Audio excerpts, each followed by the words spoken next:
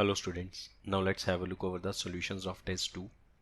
तो first question है इसमें, if f of x plus Y is equal to F X into F Y for all X Y belongs to real and F zero is not equal to zero, then the function G X is equal to F X over one plus F X का whole square. F X के ऊपर करली braces है, ये कोई fractional part function नहीं है, ये जस्ट एफ एक्स को ब्रैकेट्स में इनक्लूज करना था, तो उसके लिए ये सिंपल नॉर्मल वाली ब्रैकेट्स हैं। ठीक है, जब तक ये लिखा ना जाए कि जो करली ब्रेसिस हैं वो फ्रैक्शनल पार्ट को रिप्रेजेंट करती हैं, तब तक हम अपनी मर्जी से ये नहीं मान सकते कि वो फ्रैक्शनल पार्ट है।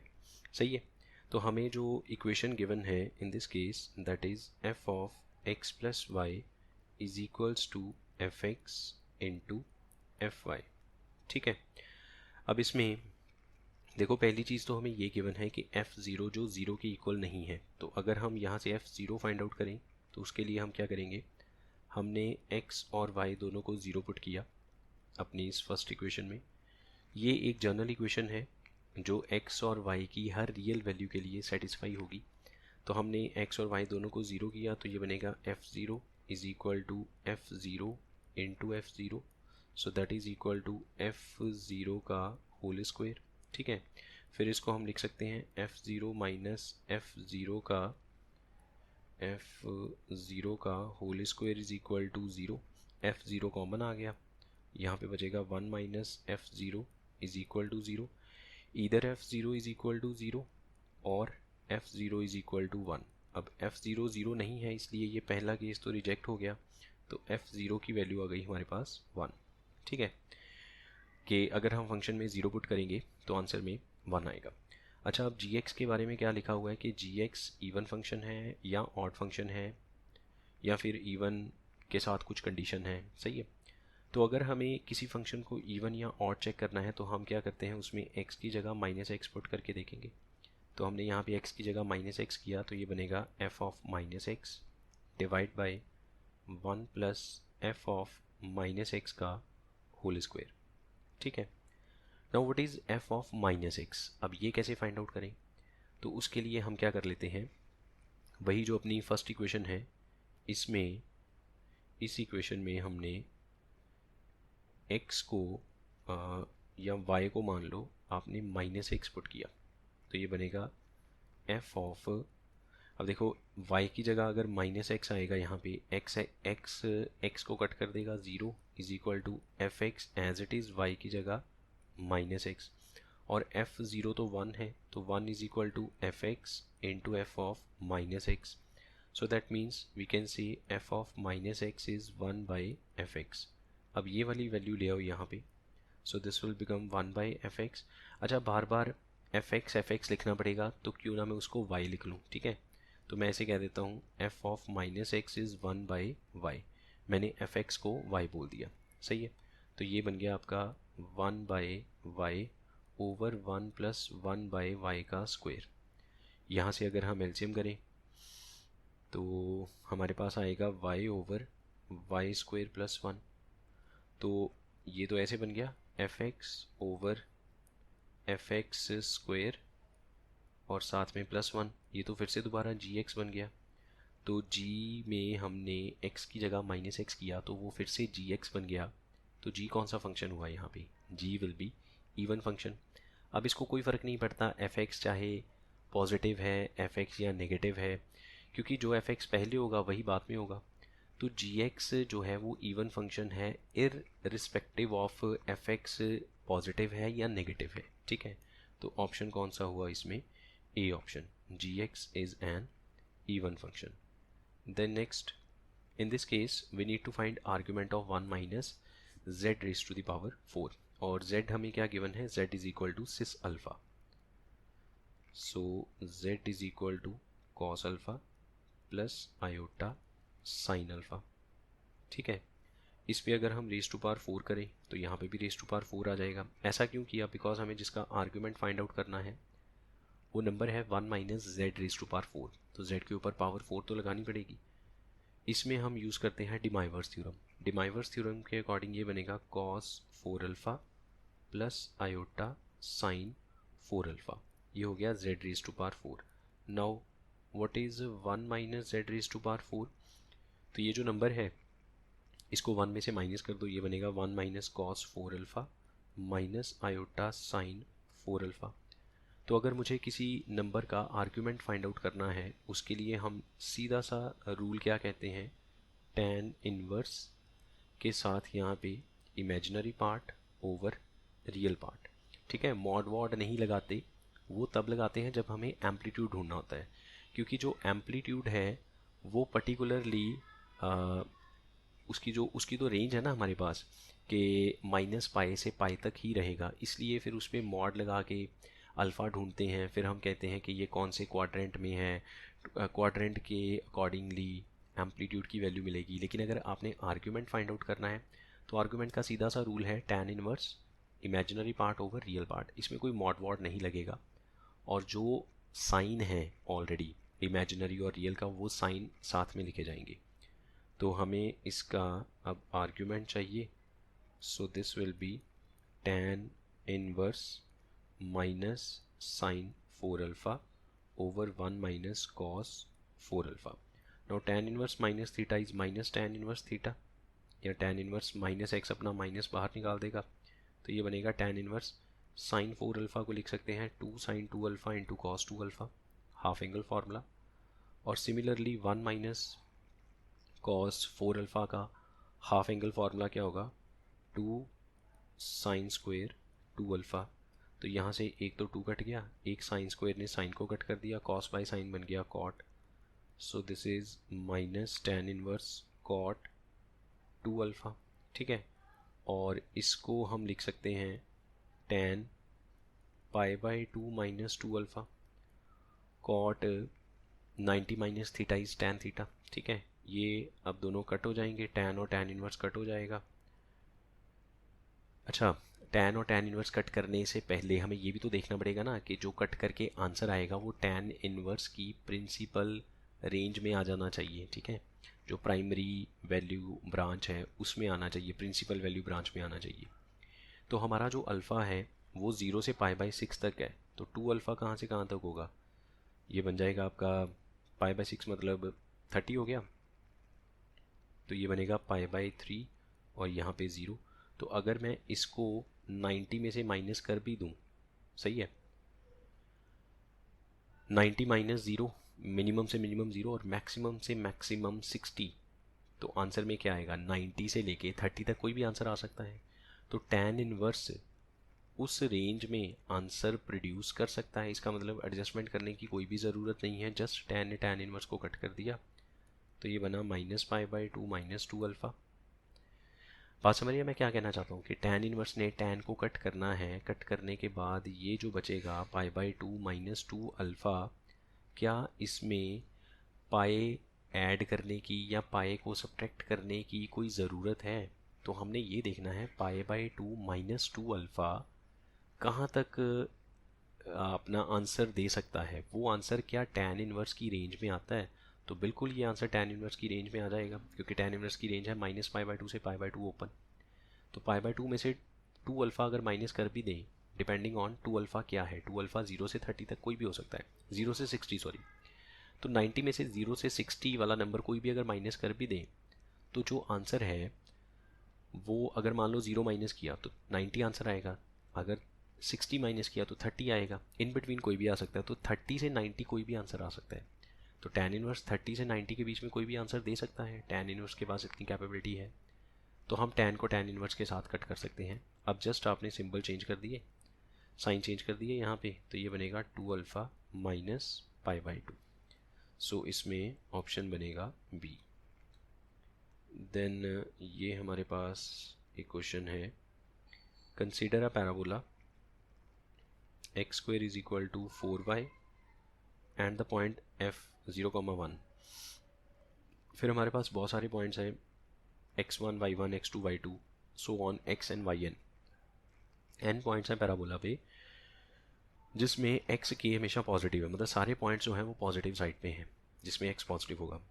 एंड ओ एफ पी एक रैंडम पॉइंट को अगर हम f के साथ ज्वाइन करके एंगल बनाएं ओ एफ पी, तो उस एंगल की वैल्यू है k pi by 2n, k is equal to 1 2 3 से लेके n तक, मतलब ऐसे n एंगल्स बनाए जा सकते हैं।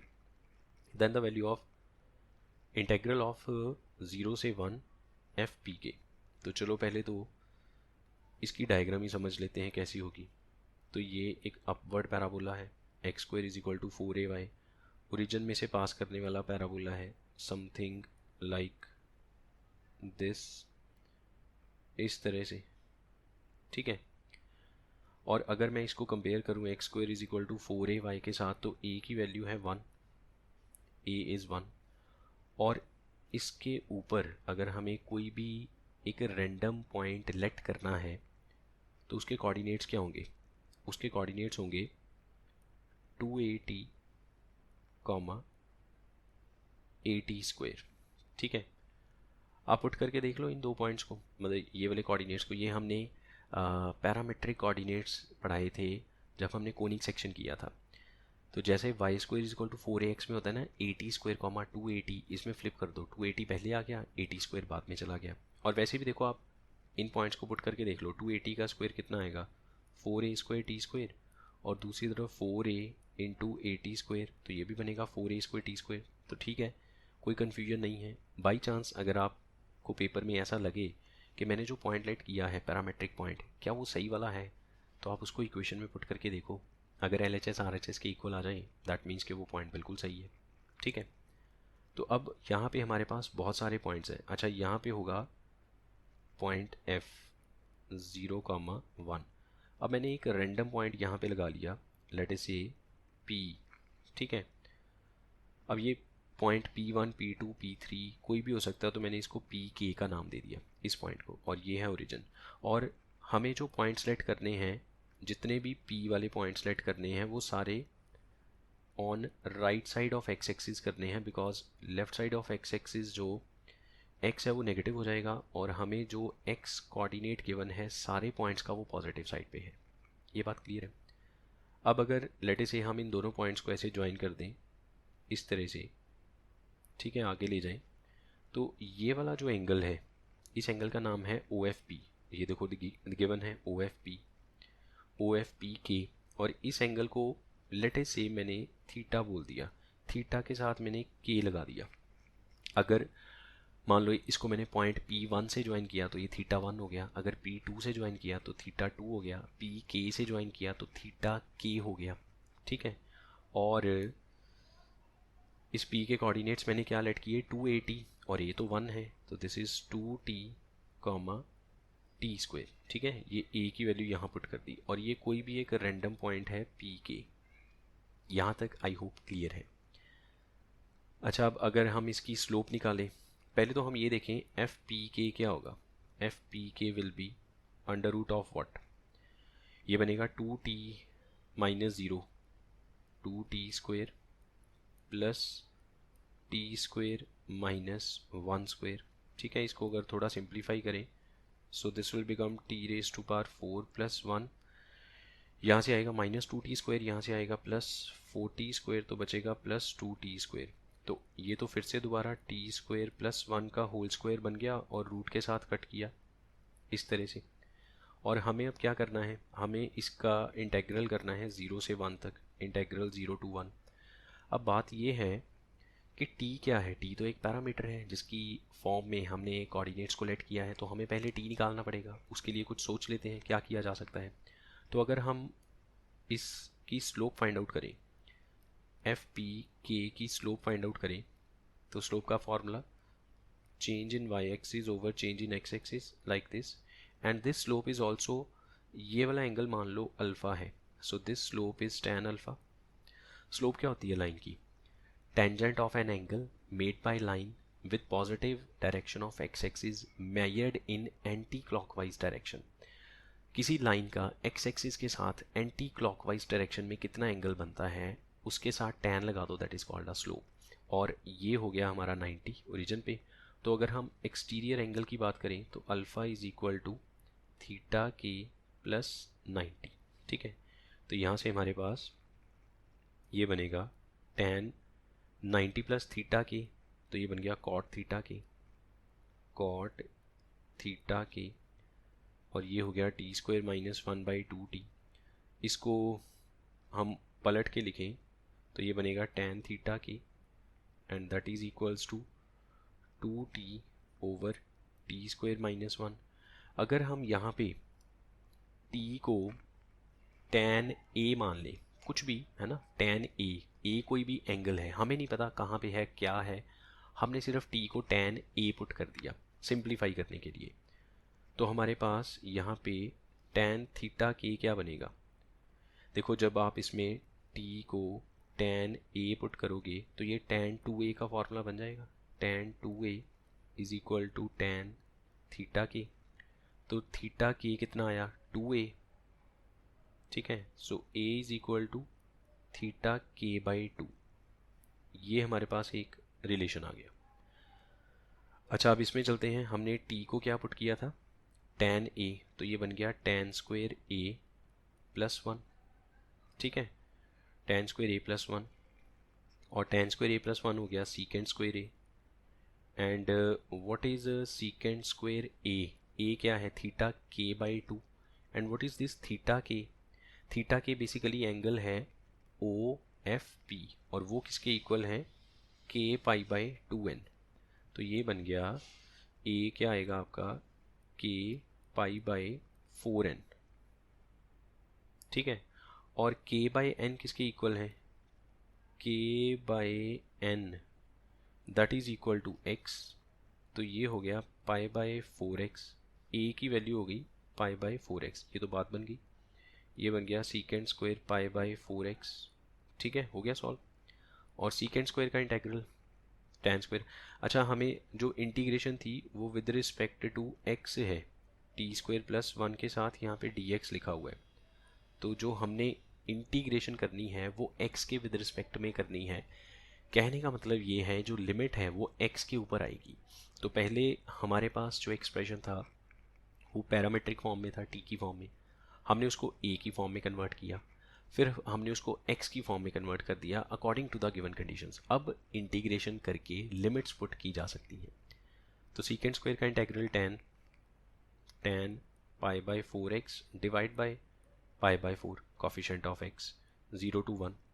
तो अगर हम इसमें 1 पुट करेंगे, अच्छा ये 4 बाई पाई तो बाहर आ गया, और अगर हम 1 पुट करेंगे tan pi by 4 that is 1, minus 0 करने पे tan 0 0, तो आंसर कितना आया फाइनली 4 बाई पाई।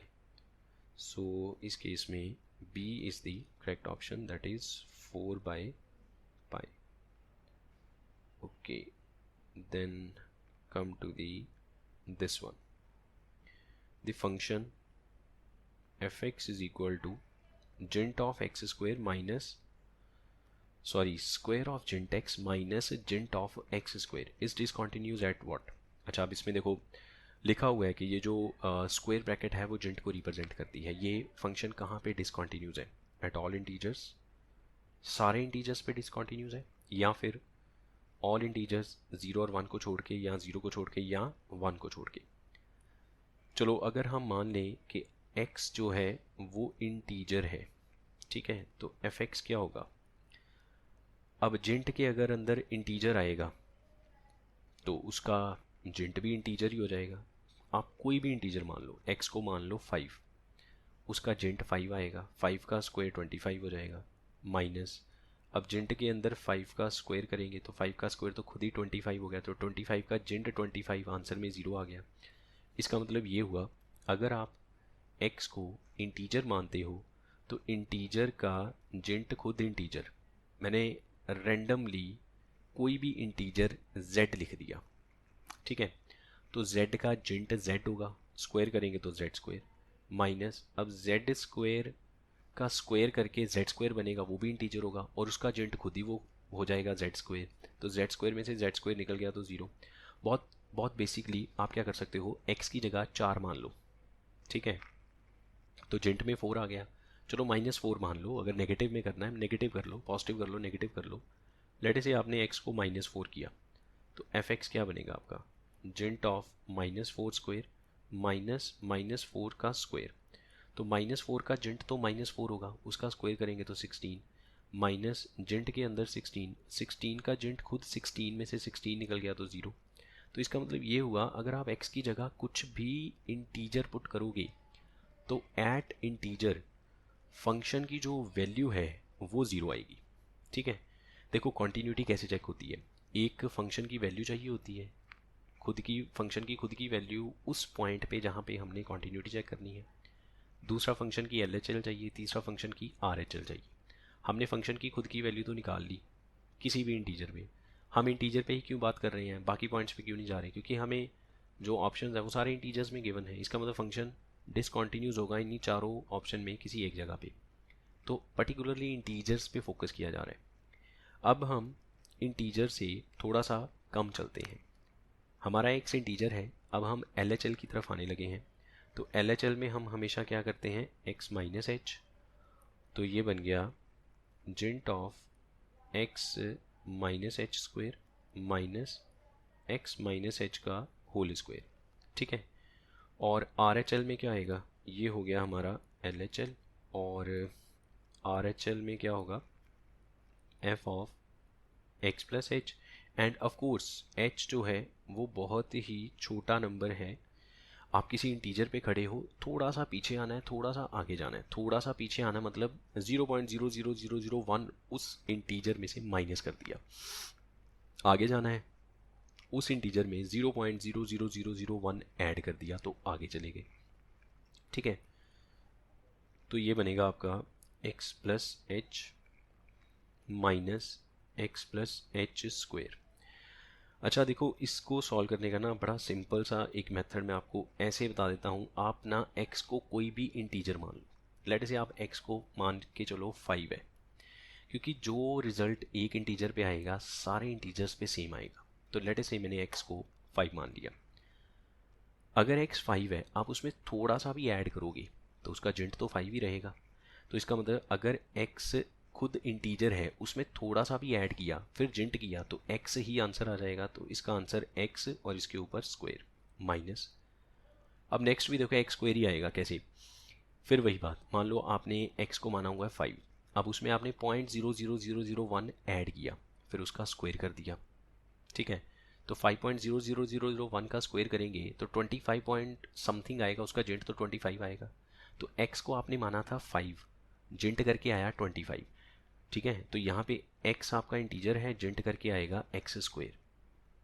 बात समझ रहे हो मैं क्या कह रहा हूँ, कि अगर आप इसको एक्सपैंड भी करोगे तो जेंट के अंदर क्या आएगा, x square plus 2xh plus H square. h बहुत छोटी वैल्यू है, उसका स्क्वायर और भी छोटा होगा, और उसको अगर 2 से मल्टीप्लाई करके x से मल्टीप्लाई करेंगे तो भी पॉइंट्स में आंसर आएगा।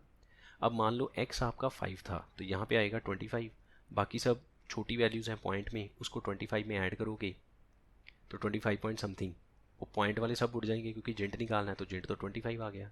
तो जो आपने ओरिजिनली x को लेट किया था जेंट उसका स्क्वायर हो गया, मतलब ओवर इसको सॉल्व करके जो आंसर आया वो उसका स्क्वायर हो गया। तो x को मैंने x ही माना था तो आंसर में x स्क्वायर आ गया, तो ये तो बन गया 0। इसका मतलब है अगर किसी भी इंटीजर की बात की जाए तो RHL हमेशा ही 0 है। अब आते हैं LHL पे।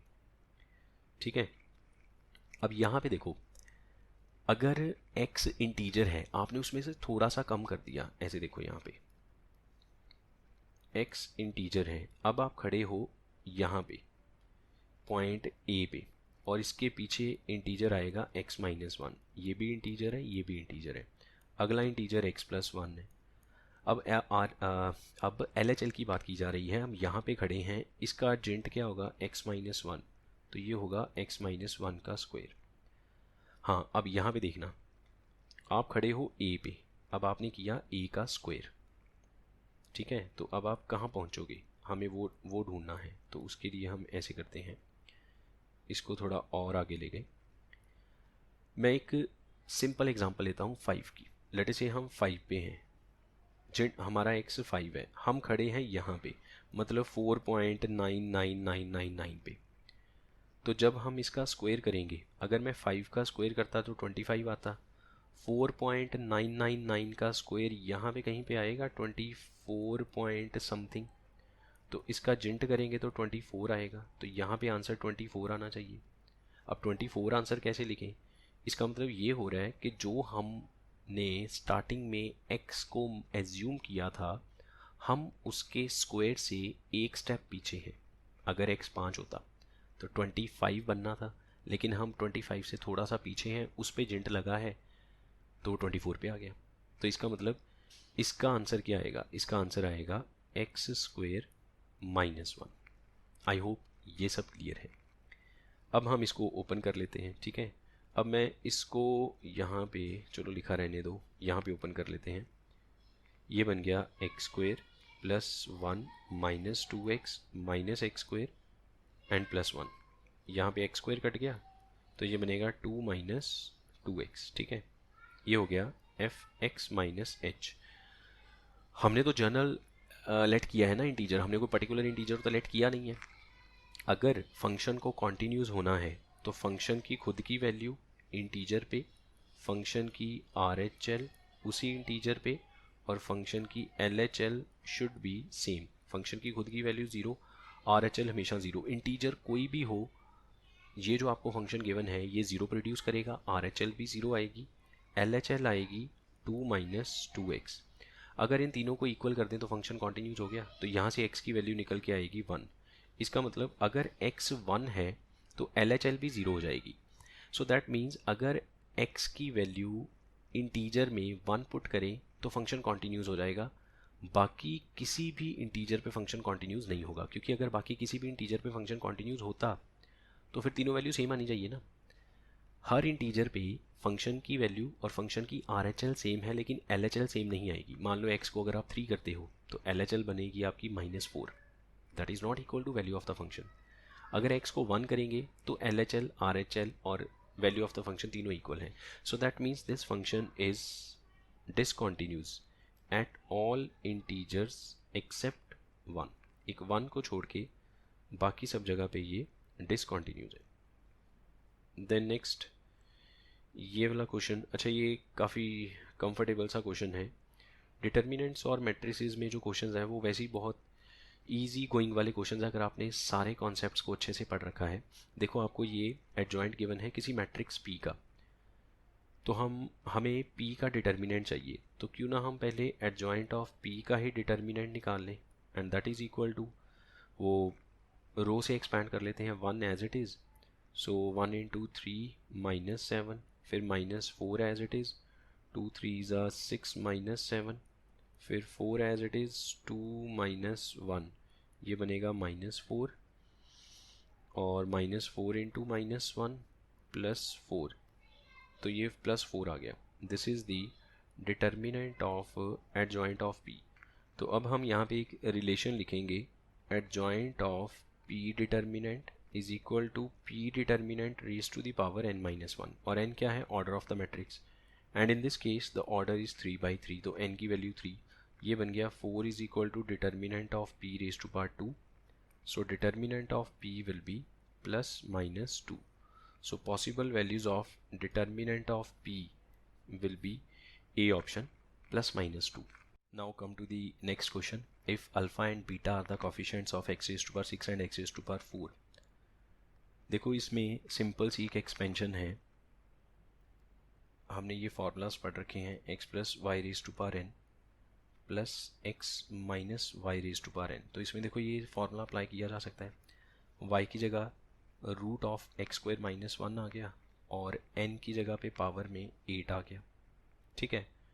तो इसका फॉर्मूला क्या है, twice of NC0 x raise to power n plus, अब इसमें दो स्टेप इंक्रीज होते हैं, बिकॉज पहले वाले में जो सेकंड टर्म आएगी और दूसरे वाले में जो सेकंड टर्म आएगी वो एक दूसरे का नेगेटिव आएगी, तो वो कट हो जाएगी, सीधा तीसरी टर्म पे पहुंच जाएंगे, NC2 x की power n-2 y² and so on. सही है, तो इसको आप एक्सपैंड कीजिए, एक्सपैंड करके आपको x रेज टू पावर 4 और x रेज टू पावर 6 वाली टर्म्स मिलेंगी, उनके जो कॉफिशेंट्स हैं उनको उठा लो, उसको अल्फ़ा और बीटा का नाम दिया गया, ठीक है, और दोनों को ऐड ऑन करेंगे तो आपका इसमें डी ऑप्शन आएगा, ये आपको चेक कर लेना। The next question, the value of integral of 2 sin x, और ये जिंट में है π/2 से 3π/2। sin x का ग्राफ हमें सबको पता है, sin x का ग्राफ, ठीक है, एक ग्राफिकली क्वेश्चन बहुत इजीली सॉल्व हो जाएगा।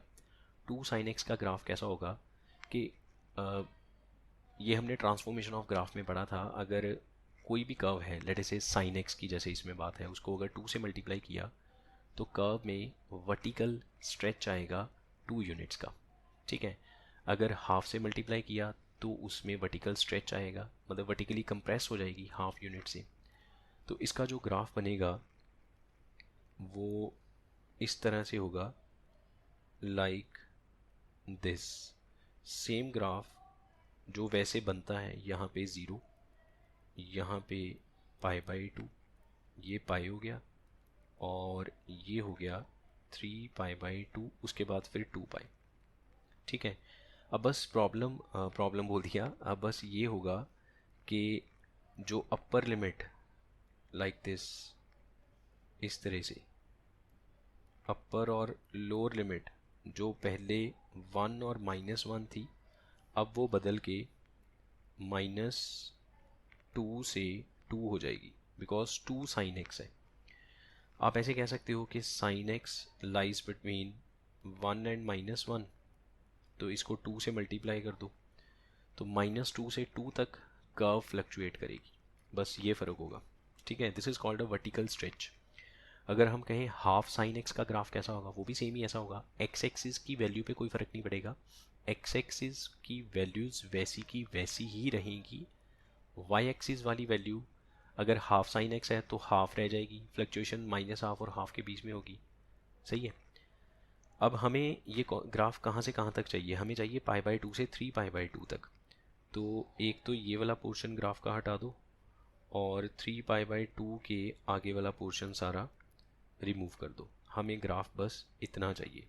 अब देखो इस ग्राफ के बीच में यहाँ पे कहीं पे 1 भी आएगा। अब ज़रा ये सोच लो 1 कहाँ पे आएगा। हमने पूरे वाई एक्सिस की वैल्यू को डबल किया है। जहाँ पे पहले हाफ आता था वहाँ पे 1 आया है, तो साइन के टेबल में हाफ कहाँ पे आता है। अच्छा, आप ऐसे भी सोच सकते हो, ये जो कर्व है ये 2 साइन एक्स की कर्व है। 2 साइन एक्स 1 कब होगा, तो मैं यहाँ पे अगर लिखूँ 2 sine x is equal to 1, तो sine x is equals to half, so x is equal to 30 degree और 150 डिग्री। अब 30 डिग्री का तो कोई ग्राफ है ही नहीं इसमें, क्योंकि हमारा तो ग्राफ ही π/2 से स्टार्ट हो रहा है। तो ये वाली जो वैल्यू है एक्स एक्सिस पे, ये क्या देगी आपको, 150 डिग्री, और 150 डिग्री कितना होता है, 5π/6। ठीक है, इसी तरह से यहाँ पे -1 भी आएगा। हम पर्टिकुलरली इंटीजर्स की ही बात क्यों कर रहे हैं, बिकॉज हमारा जो एक्सप्रेशन है 2 साइन एक्स वो जिंट के अंदर लिखा हुआ है, और जिंट ने इंटीजर ही प्रोड्यूस करना है।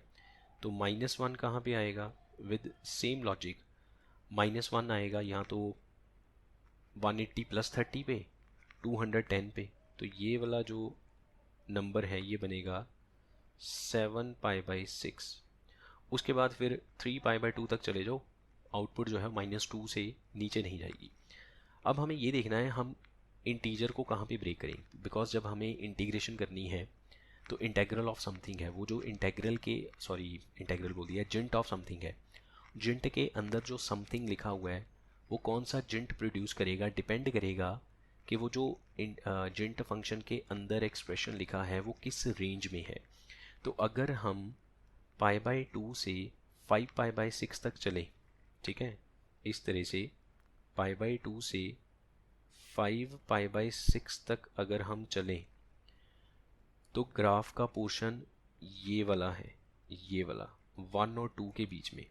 तो इसका मतलब साइन 2x का जिंट हो जाएगा 1 dx, फिर प्लस आगे चलो 5π/6 से पाई तक चलो, तो अब कौन सा पोर्शन कवर हो रहा है, अब ये वाला पोर्शन कवर हो रहा है, ये वाला।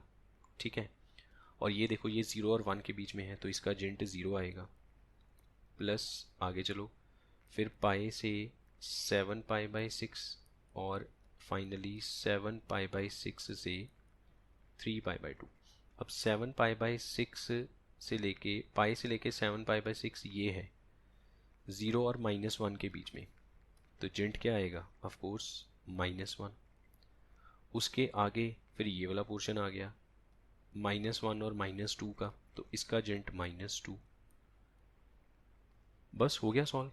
अब क्या है, सिंपल एक इंटीग्रेशन है, इंटीग्रेशन करेंगे, लिमिट्स पुट करेंगे, सॉल्व वॉल्व करेंगे, तो हमारा जो है सी ऑप्शन बनेगा minus pi by 2। Then next, ये हमारे पास एक कर्व गिवन है, एरिया हमें फाइंड आउट करना है। Area bounded by the curves Y square is equal to X. तो Y square is equal to X एक right handed parabola like this, ठीक है। फिर 2y plus 3 is equal to x, अगर हम and x axis in the first quadrant, तो ये वाली जो इक्वेशन है अगर हम इसमें x को ज़ीरो करें तो y माइनस 3/2 आएगा, यहाँ पे कहीं पे आ जाएगा। और अगर y को ज़ीरो करें तो x 3 आ जाएगा, वो यहाँ पे कहीं पे आ जाएगा। इन दोनों को ज्वाइन किया तो ये लाइन बन गई लाइक दिस, ठीक है। और ये पैराबोला है, आगे चल के ऐसे इस लाइन को कहीं तो कट करेगा और ये एक्स एक्सिस हो गया। तो हमें कौन सा एरिया फाइंड आउट करना है इन तीनों के बीच में जो फर्स्ट क्वाड्रेंट को टच करता है एरिया, ये वाला, ये एरिया फाइंड आउट करना है। अब देखो ये वाला एरिया अगर हम with respect to y axis calculate करें तो वो ज़्यादा बेटर है। एरिया स्टार्ट हो रहा है ज़ीरो से और ये वाला जो पॉइंट ऑफ इंटरसेक्शन है ये हमें ढूंढना पड़ेगा यहाँ तक। और आगे क्या है लाइन, यहाँ से जो एक्स हमें एक्स निकालना है हमें वो लाइन का निकालना है, और यहाँ से जो x निकलेगा वो होगा पैराबोला का। तो पैराबोला का x तो सीधा सीधा ही है वाई स्क्वायर, लाइन का x भी सीधा सीधा गिवन है 2y प्लस 3। तो अल्टीमेटली ये जो पॉइंट है यहाँ पे इसका y कोऑर्डिनेट क्या होगा हमें वो ढूंढना है, ठीक है। ये वाला जो पॉइंट ऑफ इंटरसेक्शन है P मान लो, इसका y कोऑर्डिनेट क्या होगा। तो उसके लिए क्या करेंगे हम, y square is equal to x और 2y plus 3 is equal to x, दोनों को कंपेयर करेंगे। तो Y square is 2y plus 3, y square minus 2y minus 3 is equal to 0, y minus 3 into y plus 1। तो y की value 3 और y की value -1, तो ये वाला पॉइंट 3 हो गया। So required area is equal to what, x line में से that is 2y plus 3 minus x की वैल्यू पैराबोला में से विद रिस्पेक्ट टू y 0 से लेके 3 तक। इंटीग्रेट करेंगे, सॉल्व करेंगे, C will be the option, ठीक है। लिमिट्स वगैरह पुट करके सॉल्व कर लेना। The next, the numbers 1, 3, 6, 10, 15, 21, 28 are called triangular numbers if an represents the nth triangular number. तो a 100 की वैल्यू क्या होगी। एक तो ये है कि लॉजिक समझ के 100 तक गिनती लिख लो, ठीक है, तो a 100 आ जाएगा। दूसरा ये है कि हम कोई मैथमेटिकल कॉन्सेप्ट इसमें ढूंढ लेते हैं जिसकी हेल्प से हम इस क्वेश्चन को थोड़ा सा जल्दी सॉल्व कर सकते हैं। तो देखो हमारे पास जो फर्स्ट नंबर है a1 that is 1, second number है 3 जिसको लिख सकते हैं 1 प्लस 2, वो 3 बन जाएगा, ठीक है। थर्ड नंबर है 6, उसको लिख सकते हैं 3 plus 3 which is equal to 6। Fourth number है 10, 6 plus 4 which is equal to 10। Fifth number है 15, 10 प्लस 5 इज़ 15। तो हो क्या रहा है, जो नंबर आप ढूंढना चाहते हो, लाइक आपने सेकंड नंबर ढूंढना है तो उसके पिछले वाले में 2 ऐड कर दो। अगर आपने सिक्स्थ नंबर ढूंढना है तो उसके पिछले वाले में 6 ऐड कर दो। जिस पोजीशन का नंबर ढूंढना है उसके पिछले वाले में वही वाली पोजीशन ऐड कर दो, ठीक है। तो इसी लॉजिक के साथ हम ये कह सकते हैं an is equal to an-1 plus n। देखो सभी में हो रहा है। a2 निकालना था तो पिछले वाले में 2 ऐड कर दिया, a3 निकालना था तो पिछले वाले में 3 ऐड कर दिया, a4 निकालना है तो पिछले वाले में 4 ऐड कर दिया। तो अगर आपने an निकालना है तो an-1 में n ऐड कर दो, an आ जाएगा, nth टर्म आ जाएगी, ठीक है। और अगर मुझे an की जर्नल स्ट्रक्चर पता चल जाए तो उसमें n की जगह 100 पुट करेंगे तो a 100 आ जाएगा, सही है। तो यहाँ से हम ये कहते हैं sum of all the numbers will be 1 plus 3 plus 6 plus 10 up to an like this। Clear यहाँ तक, आई होप कोई डाउट नहीं होना चाहिए। This is called a method of difference. मुझे ये पता चल रहा है कि इनका जो डिफरेंस है वो एक सीरीज़ बनाएगा, या तो वो AP बनेगी या वो GP बनेगी। Most of the time AP बन जाती है। इसी S को हम ऐसे भी तो लिख सकते हैं, this is called SN, sum of n terms. मैंने एक एक स्टेप आगे करके लिखना शुरू किया, 1 प्लस 3 प्लस 6, चलो इसके आगे क्या था 10 के बाद, थोड़ा और इसको एक दो स्टेप्स लिख लें, 10 के बाद 15, तो यहाँ पे क्या आएगा 10 and so on and so on. क्योंकि मैंने सारी टर्म्स को एक एक स्टेप आगे किया है तो nth टर्म भी एक स्टेप आगे चली जाएगी। अब यहाँ पे हमने कर दिए sign change, minus minus minus, और यहाँ पे कहीं पे माइनस आएगा, ये भी माइनस हो जाएगा, ये भी माइनस हो जाएगा, एस एन कट गया, this is called zero is equal to पहला वन एज इट इज़, उसके बाद ये बनेगा 2 3 4 5 एंड सो ऑन, और nth टर्म को बाहर रखा। अब मुझे आपने ये बताना है कि यहाँ पे कितनी टर्म्स आएंगी। हम क्या लिखेंगे, up to how many terms, n terms या n माइनस वन टर्म्स। तो यहीं पे बच्चों को कन्फ्यूजन होती है। कन्फ्यूजन कोई नहीं है, बड़ा सिंपल सा रूल है। आप देखो हमने यहाँ से टर्म्स लिखनी शुरू करी हैं और यहाँ तक टर्म्स लिखी हैं, ठीक है। हमने इस बॉर्डर से शुरू किया और इस बॉर्डर पे रुक गए। ऊपर वाली टर्म में से नीचे वाली टर्म माइनस करते गए, पहले वाली टर्म में से कुछ भी माइनस नहीं हुआ, वो एज इट इज़ आ गया, बाकी माइनस करते गए। तो ऊपर ए एन लिखा हुआ है, नीचे ए एन माइनस वन लिखा हुआ है, ठीक है। ए एन से पहले क्या होगा, यहाँ पे ए एन माइनस वन होगा। तो यहीं से आप देख लो, ए एन में से अगर A N minus one minus करेंगे तो एन आएगा। तो इसका मतलब यहाँ पे कितनी टर्म्स हैं, एन टर्म्स। बात समझ में आई। वैसे ही देख लो, जहाँ से आपने शुरू किया और जहाँ पे आपने ख़त्म किया वहाँ पे nth टर्म लिखी हुई है, तो हमने वो सारी टर्म्स ऐसे ही नीचे कैरी करी हैं, तो वो टोटल n टर्म्स है। और ये वाला जो लास्ट ए एन है ये नेगेटिव में है, ये आ जाएगा इस साइड पे और ये हो जाएगा पॉजिटिव, ठीक है। तो यहाँ से हमारे पास ए एन आ गया 1 + 2 + 3 अप टू n टर्म्स। तो ये तो n टर्म्स की सीरीज़ बन गई ए पी में, और n टर्म्स की n नेचुरल टर्म्स का सम क्या होता है, n इंटू n + 1/2। ये हो गया हमारे पास nth टर्म। हमें चाहिए 100 टर्म, तो n की जगह 100 पुट कर दो, 100 इंटू 100 + 1/2, ये कट गया 50 इंटू 101, तो ये बनेगा 5050। This is the 100th term, 5050।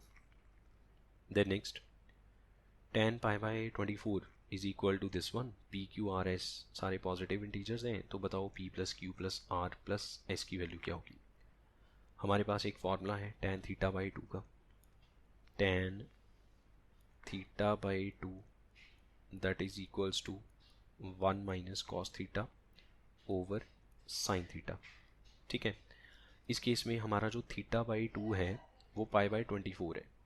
θ/24 is equal to, मतलब θ/2 है ना, तो अगर हम यहाँ पे अल्फ़ा अल्फ़ा लिख लें ज़्यादा बेटर रहेगा, अल्फ़ा अल्फ़ा अल्फ़ा। तो हमारा यहाँ पे जो π/24 है, अच्छा वैसे खामखा अल्फ़ा किया, थीटा भी सही था, दोबारा कर लेते हैं। tan θ/2 is 1 - cos θ over sin θ। तो ये बन गया tan, हमारा जो θ/2 है वो π/24 है, ठीक है। तो इसको कट किया तो π/12 आ गया। तो π/12 का मतलब हो गया 180/12, 15 डिग्री। तो हमें cos 15 डिग्री की वैल्यू चाहिए, तो cos 15 डिग्री की वैल्यू कैसे मिलेगी, cos 45 - 30 से। ये बन गया cos A cos B plus sin A sin B, cos A into cos B plus sin A into sin B। तो ये बनेगा √3 + 1/2 √2। सिमिलरली अगर sin 15 की वैल्यू निकालेंगे तो बनेगा sin 45 - 30, sin A cos B minus cos A sin B, sin A is 1/√2, ये यहाँ पे √3/2 माइनस 1/√2 इंटू 1/2, तो ये बन गया √3 - 1/2 √2, ठीक है। अब ये वैल्यूज़ हम यहाँ पे पुट करते हैं, 1 माइनस यहाँ पे आएगा √3 + 1/2 √2 डिवाइड बाय √3 - 1/2 √2। एलसीएम करेंगे 2 √2 वैसे ही कट हो गया, ठीक है। तो ये बन गया हमारा, ये अब हम वैल्यू फाइंड आउट कर रहे हैं tan π/24 की। तो ये हो गया 2 √2 माइनस √3 - 1 ओवर √3 - 1। अब कर लेंगे इसको रैशनलाइज, √3 + 1 ओवर √3 + 1। तो ये बन गया, नीचे तो 2 बन जाएगा, सही है, √3² - 1² √3 का 3 - 1 2। ऊपर देखें क्या बनेगा, ये बनेगा 2√6 फिर +2√2। आगे चलते हैं, √3 को √3 से किया -3 फिर -√3 फिर -√3 फिर -1 लाइक दिस। ये टोटल 4 हो जाएगा। 2√3 सब में से 2 कॉमन आएगा, नीचे वाला 2 कट जाएगा। √6 प्लस √2 -√3 एंड -2। यहाँ तक आई होप सब क्लियर है। बिल्कुल ठीक है। √6 और √3 में से कॉमन निकल सकता है √3, बाकी बचेगा √2 -1। ठीक है, और बाकी जो 2 टर्म्स बचती हैं उसमें से -√2 अगर कॉमन करें तो बनेगा √2 -1। हाँ ठीक है, तो ये बन गया √2 -1 इंटू √3 -√2। और ये वैल्यू किसके इक्वल गिवन है, p माइनस क्यू। ध्यान से देखो, ये इसके इक्वल है, और जिस पे रूट नहीं है वो s है।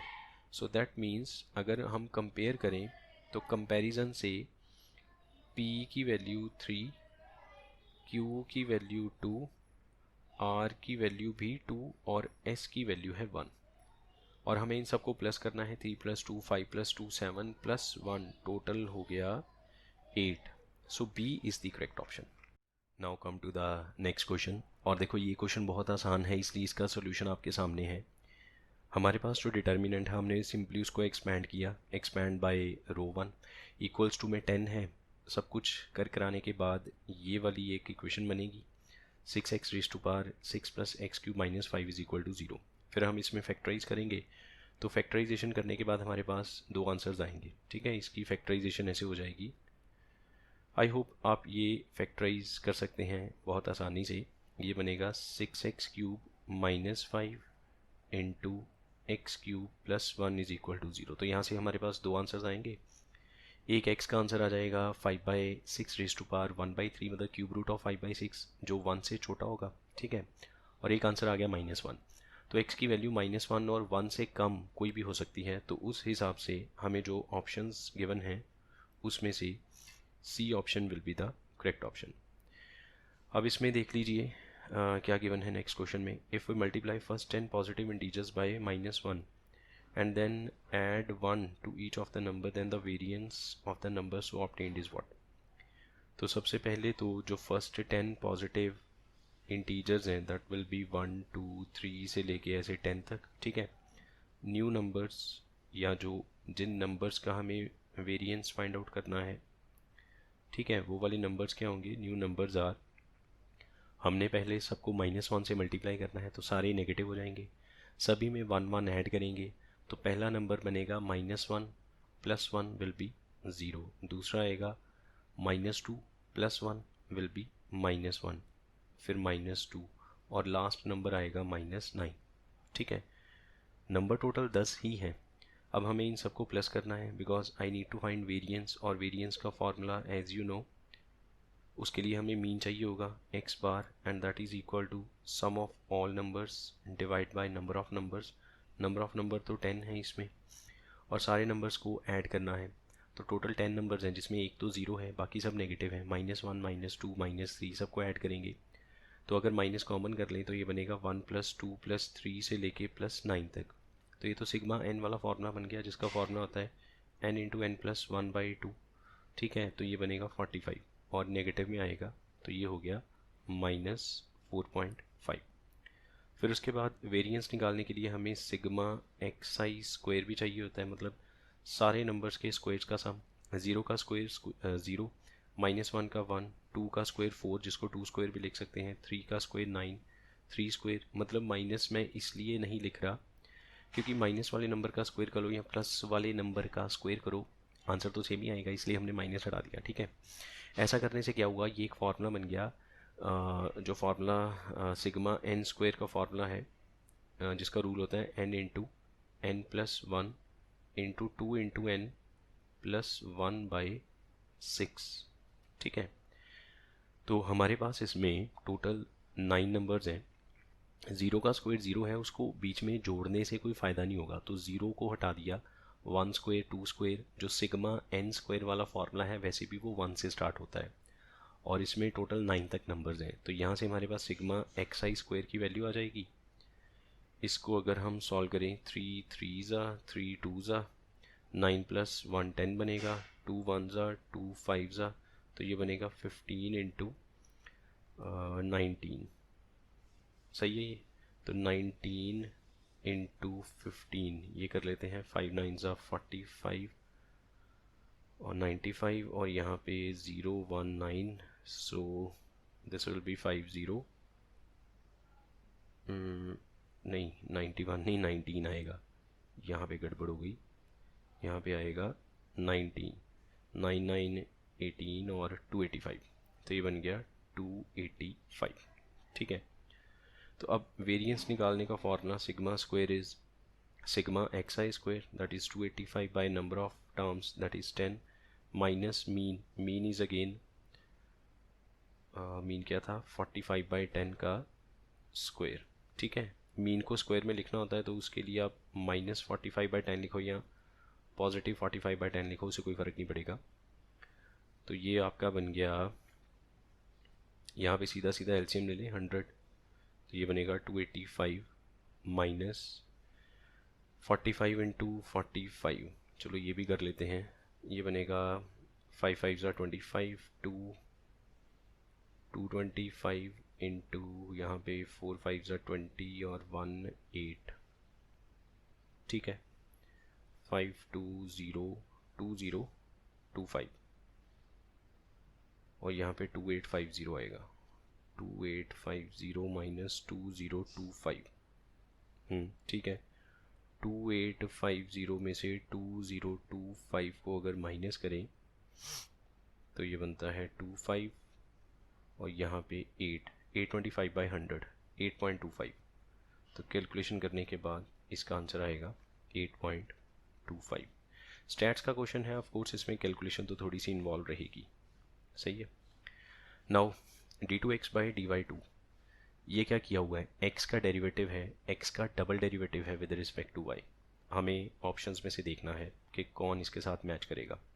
अच्छा, ऑप्शंस में ध्यान से देखो, जितना भी ऑप्शन आपको गिवन है उस सब में डिनोमिनेटर में dx लिखा हुआ है, इसका मतलब with respect to x differentiate करने के बाद उसको रिलेट करना है कि वो x का डेरिवेटिव विद y अगर किया जाए दो बार तो क्या रिलेशन आएगा, ठीक है।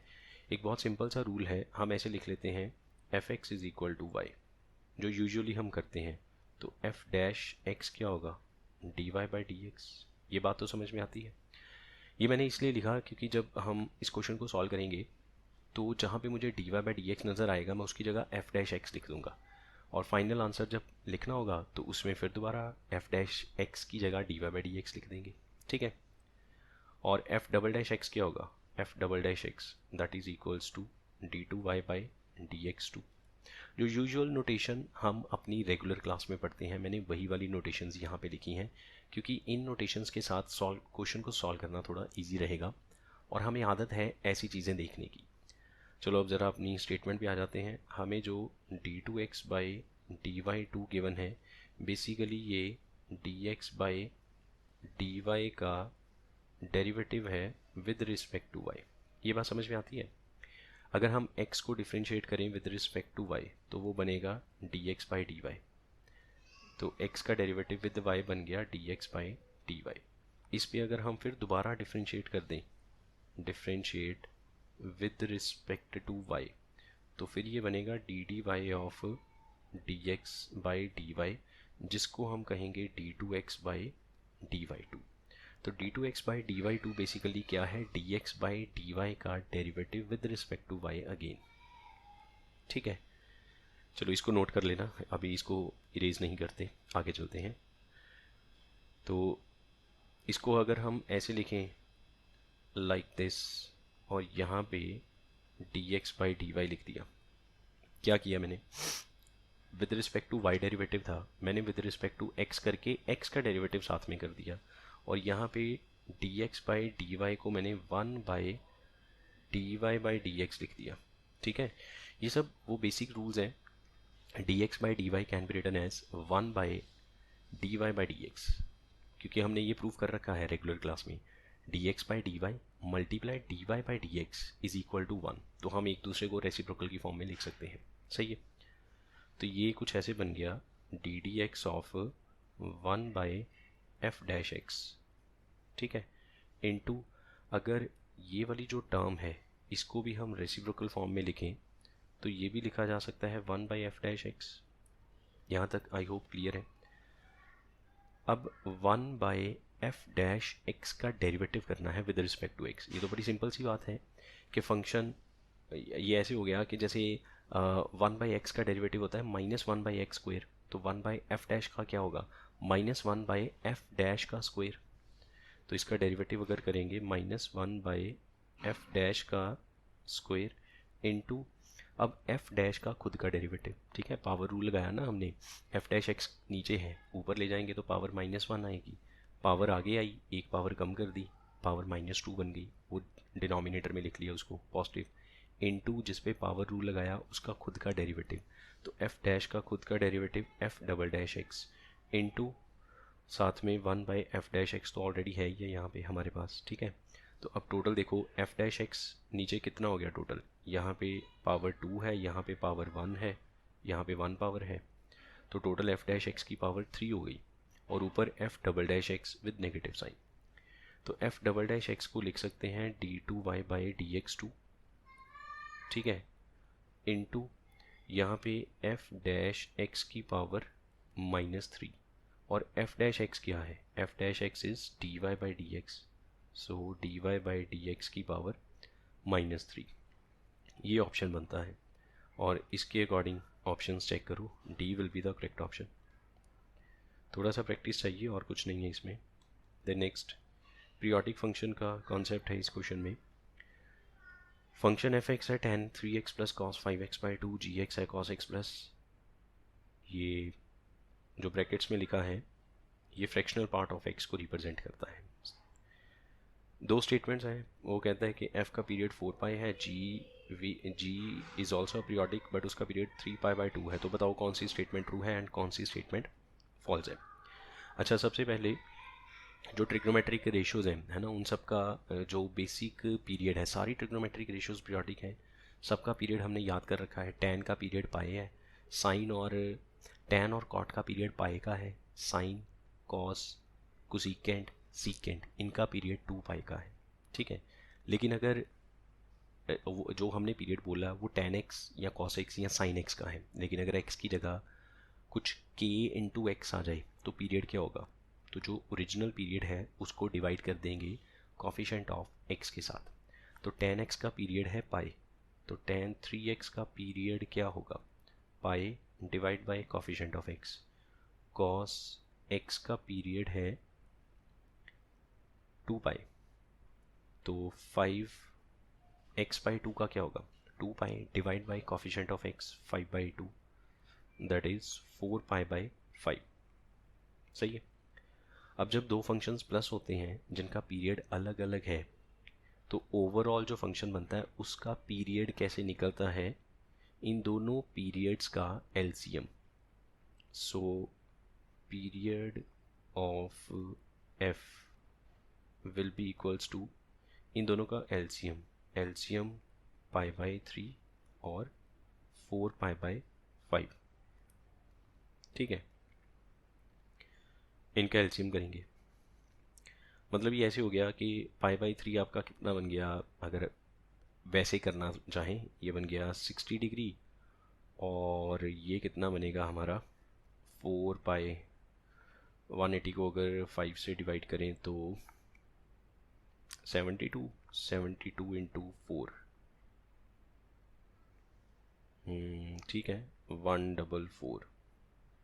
और इनका अगर डिग्रीज़ में एलसीएम निकाल लें, 144 के अगर फैक्टर्स करें तो 12 का स्क्वायर, मतलब 2 स्क्वायर इंटू 3 का स्क्वायर करेंगे तो 2 रेज़ टू पावर 4 इंटू 3 का स्क्वायर, और 60 डिग्री के अगर हम फैक्टर्स करें 12 5 ज़ा 2² इंटू 3 इंटू 5, सही है। एलसीएम में आएगा 2⁴ 3² into 5, 2⁴ is 16 into 9 into 5, 16 5 80 into 9 720, तो 720 डिग्रीज इसका एलसीएम होगा। और उसने कहा 4 पाई इसका पीरियड है, तो एलसीएम में 4 पाई आया। 720 डिग्रीज को अगर हम रेडियंस में कन्वर्ट करेंगे दैट विल बी 4 पाई। तो इसका मतलब पहली स्टेटमेंट तो ट्रू है, दिस इज ट्रू स्टेटमेंट, ठीक है। अब आ जाते हैं सेकंड पे। सेकंड स्टेटमेंट फॉल्स है, देख के पता चल रहा है कैसे। cos x का पीरियड है पाई, सॉरी 2 पाई, cos x का पीरियड है 2 पाई, और फ्रैक्शनल पार्ट ऑफ x का पीरियड है 1, 1 रैशनल नंबर है, 2 पाई इरेशनल नंबर है। और अगर आप हमारे वो जो लेक्चर्स हैं जिसमें पीरियोडिक फंक्शन के बारे में पढ़ाया गया था उसमें ये वाली बात बताई थी कि रैशनल और इरेशनल नंबर का एलसीएम डिफाइन तभी होता है जब दोनों का इरेशनल पार्ट, और दो इरेशनल नंबर का एलसीएम तब डिफाइन होता है जब दोनों का इरेशनल पार्ट सेम है। और रैशनल और इरेशनल का तो एलसीएम डिफाइन ही नहीं होता, तो इन दोनों का एलसीएम तो होगा ही नहीं। उसने कहा कि ये इन दोनों का एलसीएम है और वो 3 पाई बाई, मतलब उसने कहा कि जी एक पीरियोडिक है जिसका पीरियड 3 पाई बाई 2 है, तो ये गलत है, ठीक है। तो इसलिए स्टेटमेंट 2 जो है वो फॉल्स है, A is the correct option. Statement 1 is true, statement 2 is false. Then next, length of lattice rectum of ellipse is 4 units and the distance between focus and its nearest vertex on the major axis, तो let us say ellipse ऐसे है, ये हो गया इसका like this major axis, ये centre होगा, यहाँ पे फोकस, और ये नियरेस्ट वर्टेक्स जिसको बोलते हैं a,0, फोकस होता है e,0, ठीक है। उसके बाद उसने कहा length of latus rectum, latus rectum की लेंथ का formula 2b² by a and that is equals to 4, so b² is 2a, एक कंडीशन तो ये बन गई। दूसरा फोकस, और अच्छा एक और फॉर्मूला होता है हमारे पास, b² is equal to a² into 1 minus e², इसको लिख सकते हैं a² into 1 minus e into 1 plus e, और b² की जगह 2a, ठीक है। एक a ने a को कट कर दिया, 2 is equal to a into 1 minus e into 1 plus e। और हमें क्या गिवन है, फोकस का नियरेस्ट वर्टेक्स से जो डिस्टेंस है। अब इनका डिस्टेंस क्या होगा, इसका डिस्टेंस होगा a में से a e को माइनस कर दो and that distance is equal to 3/2। दोनों एक्स एक्सिस के ऊपर पॉइंट्स हैं, एक पॉइंट दूर है एक पॉइंट थोड़ा पहले है, तो दोनों का जो डिफरेंस है, दोनों के एक्स कोऑर्डिनेट का जो डिफरेंस है that is called the distance between the points and that is 3/2। a common आ गया, 1 माइनस e 3/2, तो a इंटू 1 माइनस e की यहाँ पे पूरी वैल्यू आ गई 3/2, 2 is equals to 3/2 into 1 plus e, cross multiply किया 4/3 minus 1 is e, so e is equals to 1/3, b is the correct option. Now come to the next one, total number of solutions of log of something plus फिर log of something।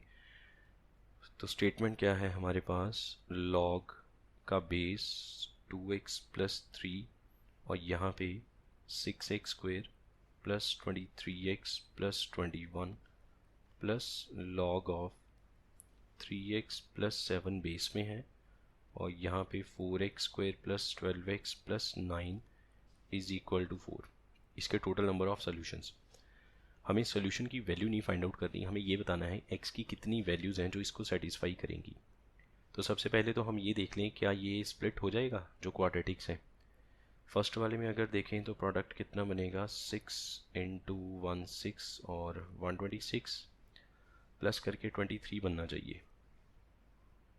तो इसके factors करके देख लेते हैं 126 के, पहले इसको 2 पे कर लेते हैं 63, फिर इसको 3 पे कर लिया, ठीक है। तो ये बन गया 21, अगेन 3 पे करेंगे 7, 7 पे किया तो 1,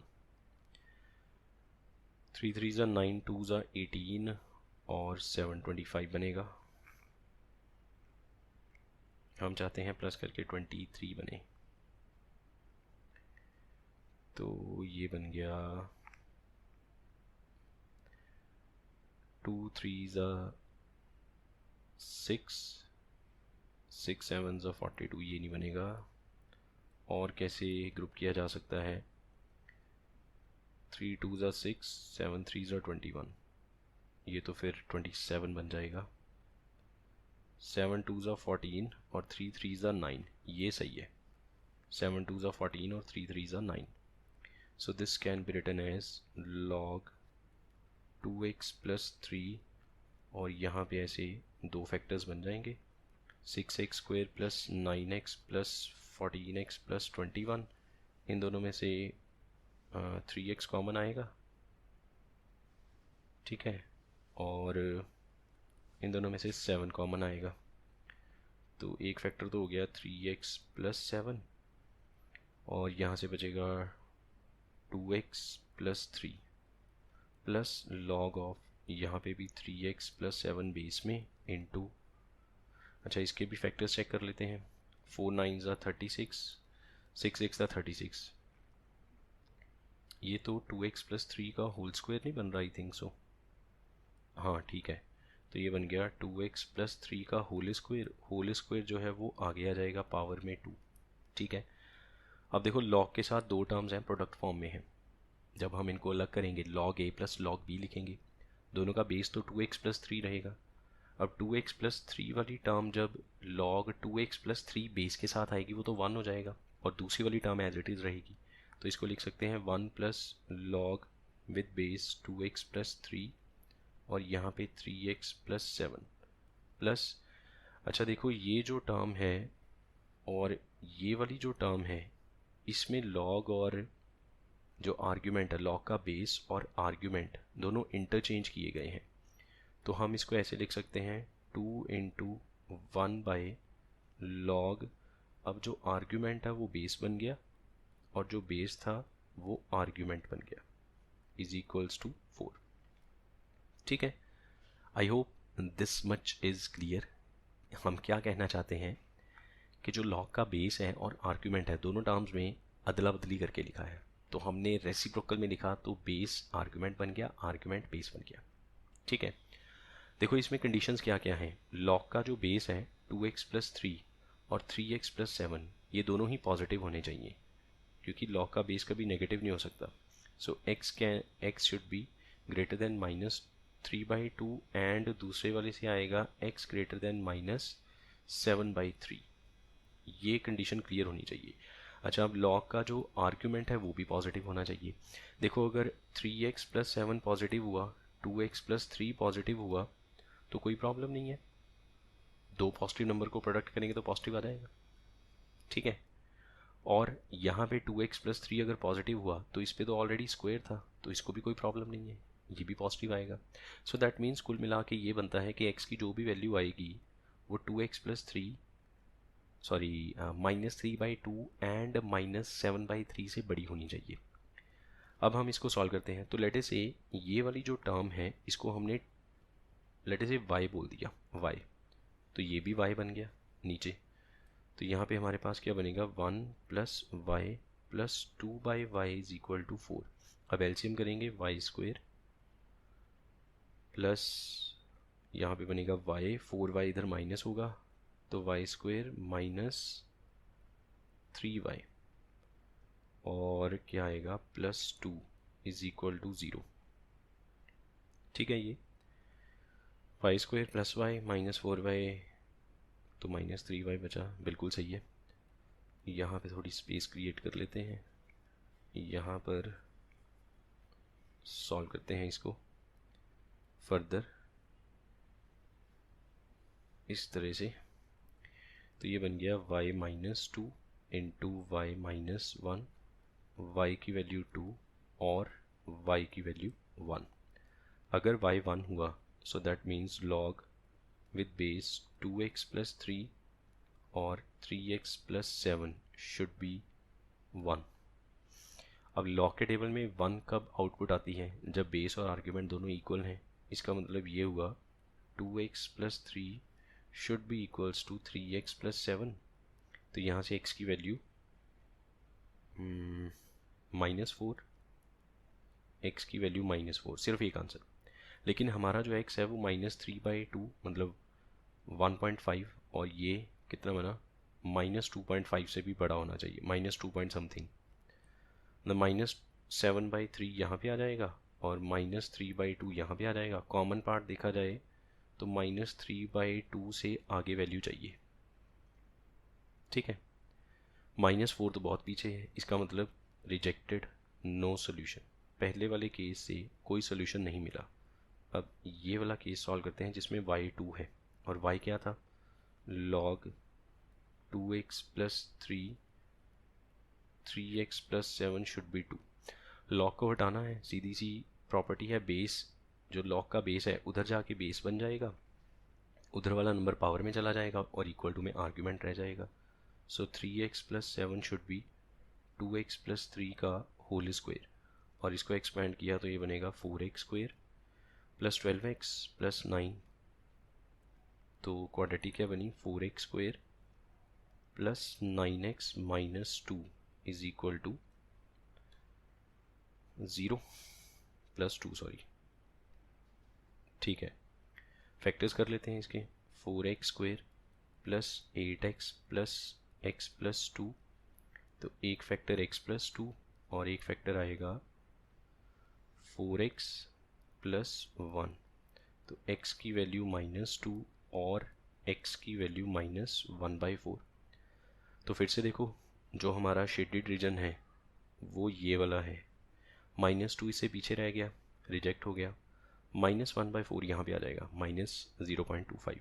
तो इसका मतलब इसका सिर्फ एक आंसर है। Total number of solutions only 1।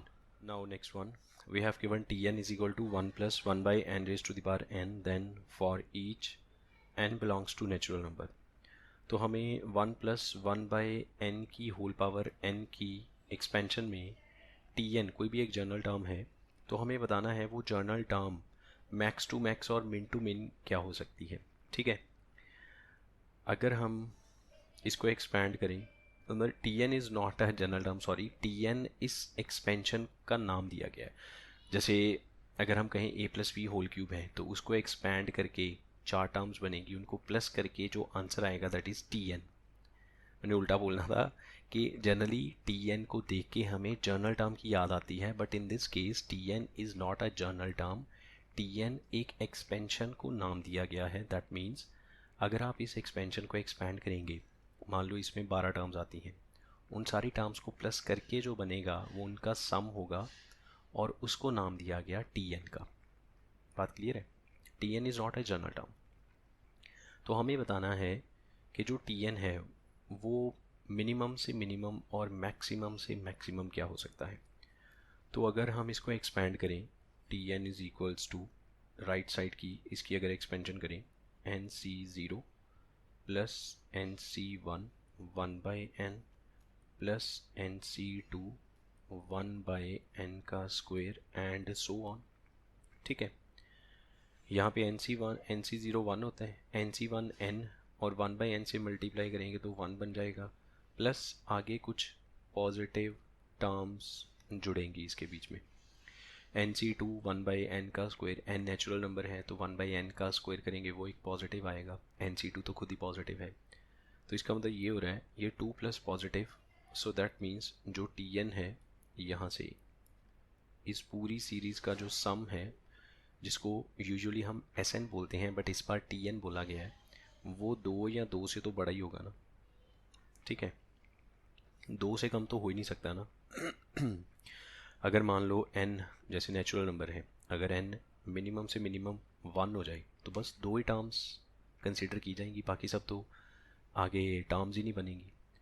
तो मिनिमम से मिनिमम 2 तो आ जाएगा। अगर n की वैल्यू 1 से ज़रा सी भी बड़ी हुई, ज़रा सी बड़ी मतलब 2 पे आ गई, नेचुरल नंबर है 1 के बाद तो 2 आएगा, तो जो Tn है वो 2 से एक्सीड कर जाएगा।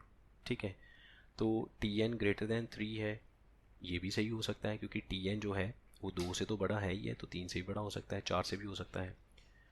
टी एन लेस दैन 2, ये गलत है ऑप्शन, डी ऑप्शन गलत है, लेकिन हमें तो करेक्ट वाली निकालनी है। तो अभी देखें कि मिनिमम तो पता चल गया कि 2 तो होगा ही, 2 से आगे कुछ भी हो सकता है। तो T n greater than 3 possibility है, टी एन ग्रेटर दैन 4 वो भी पॉसिबिलिटी है। अब हमें देखना पड़ेगा कि इन तीनों में से कौन सा ऑप्शन सही है। अगर n बहुत बड़ा हो जाए, बहुत बड़ा हो जाए मतलब इन्फिनिटी तक चला जाए, एक वेरी लार्ज नंबर, तो टी एन क्या होगा, T n is equals to, limit लगा के देख लेते हैं, limit n tends to infinity 1 plus 1 by n raise to the power n. N को बहुत बड़ा कर दिया, कहने का मतलब है एन को ले गए इन्फिनिटी पे। तो जब एन को इन्फिनिटी पे ले गए तो सीधा थोड़ी ना इन्फिनिटी पुट करेंगे, जब कोई नंबर इन्फिनिटी की तरफ जाएगा तो लिमिटिंग वैल्यू के साथ जाएगा। ठीक है, हमने लिमिट लगा दी कि जो एन है वो इन्फिनिटी की तरफ जा रहा है, तो ये तो 1 raise to power infinity form बन गई। और 1 raise to power infinity form को सॉल्व करने का रूल क्या है, e raise to the power limit n tends to infinity.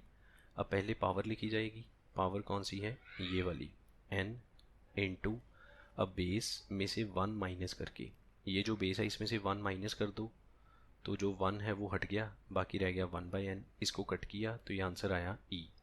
तो अगर n इन्फिनिटी की तरफ चला जाए, n को जितना मर्जी एक इंक्रीज करते रहो, मैक्स टू मैक्स इसका आंसर ई आ सकता है, और जो ई है वो 3 से कम है।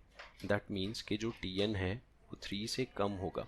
ठीक है, सो ऑप्शन कौन सा बनता है इसमें से, बी।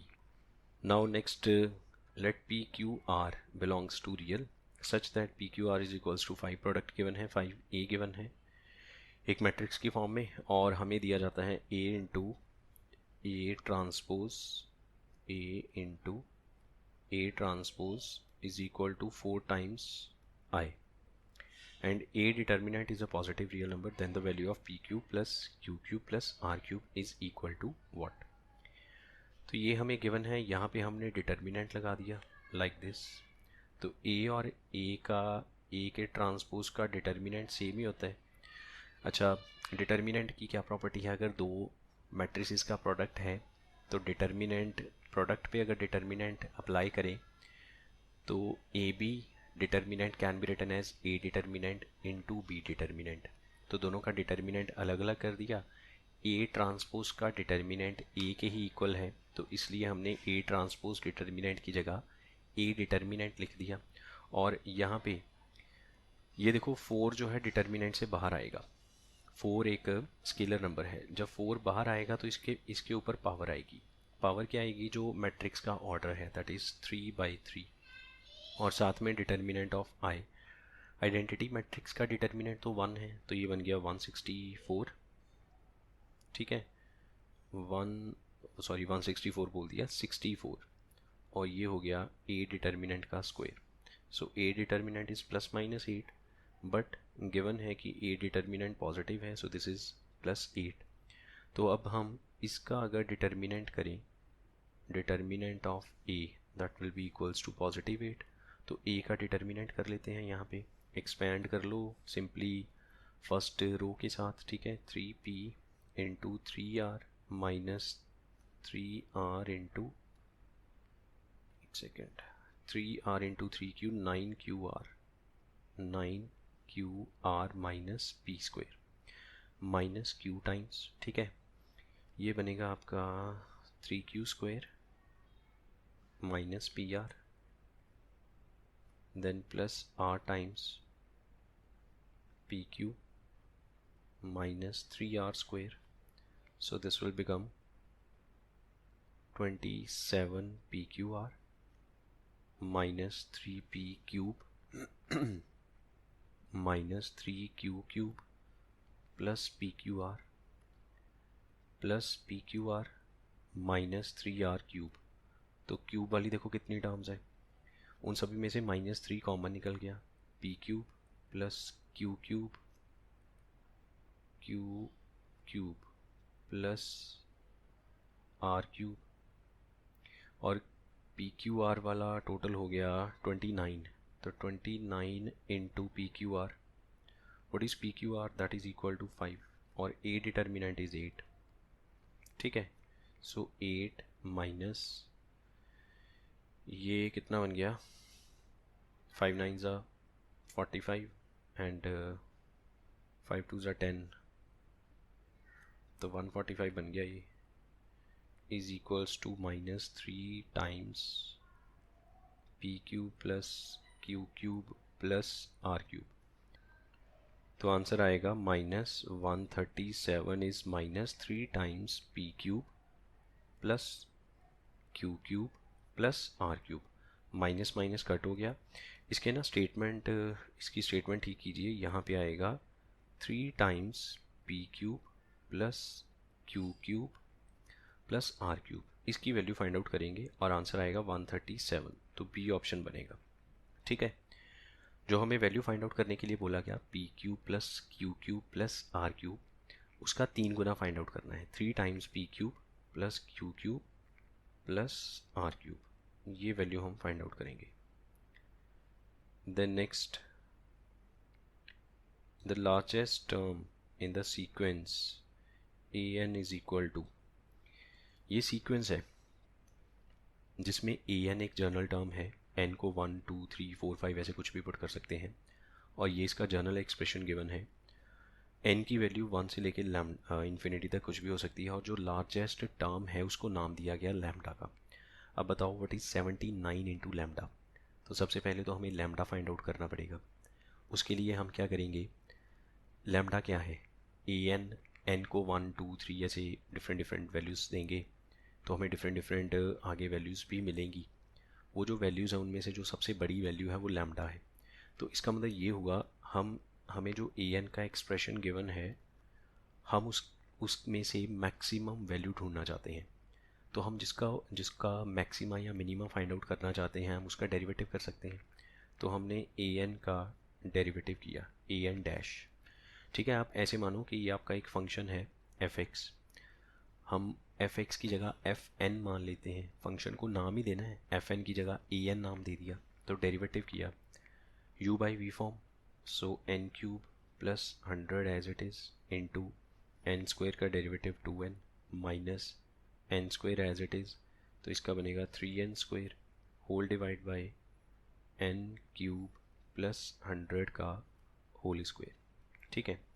अब इसमें से कॉमन क्या निकल सकता है, n कॉमन आ सकता है, बाकी बचेगा 2n cube plus 200 minus N निकल गया तो 3n क्यूब, ठीक है, और ओवर में n क्यूब प्लस 100 का होल स्क्वेयर, तो ये बन गया n into 200 minus n cube over n cube plus 100 का होल स्क्वेयर।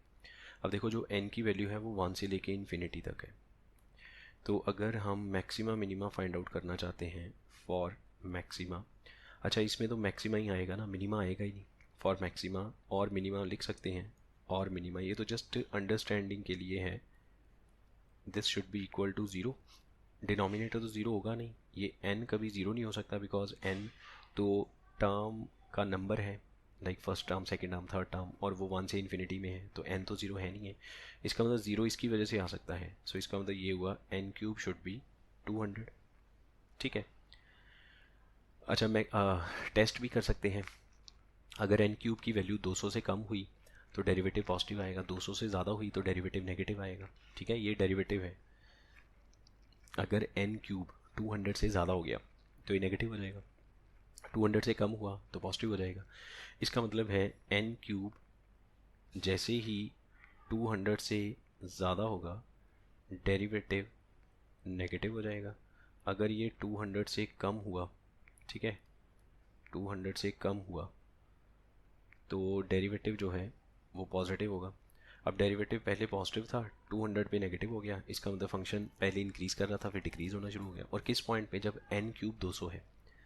अब n क्यूब 200 होने का मतलब ये है कि n की वैल्यू ऐसी होगी, ठीक है, ये बात समझ रहे हो, कि n का जो क्यूब है वो 200 है, that means n should be 200 का क्यूब रूट। तो यहाँ से हमारे पास n की जो वैल्यू आती है वो 200 का क्यूब रूट है।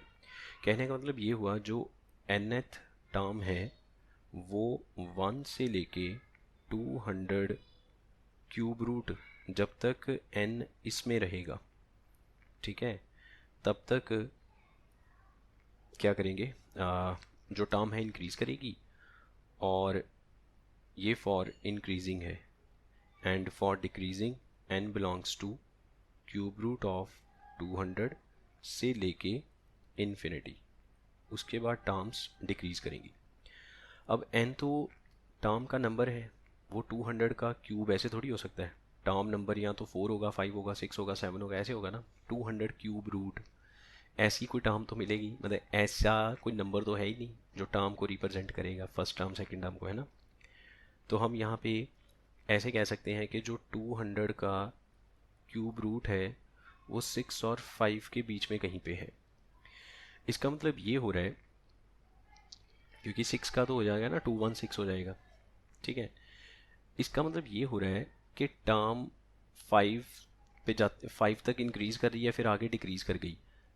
बात समझ रहे हो?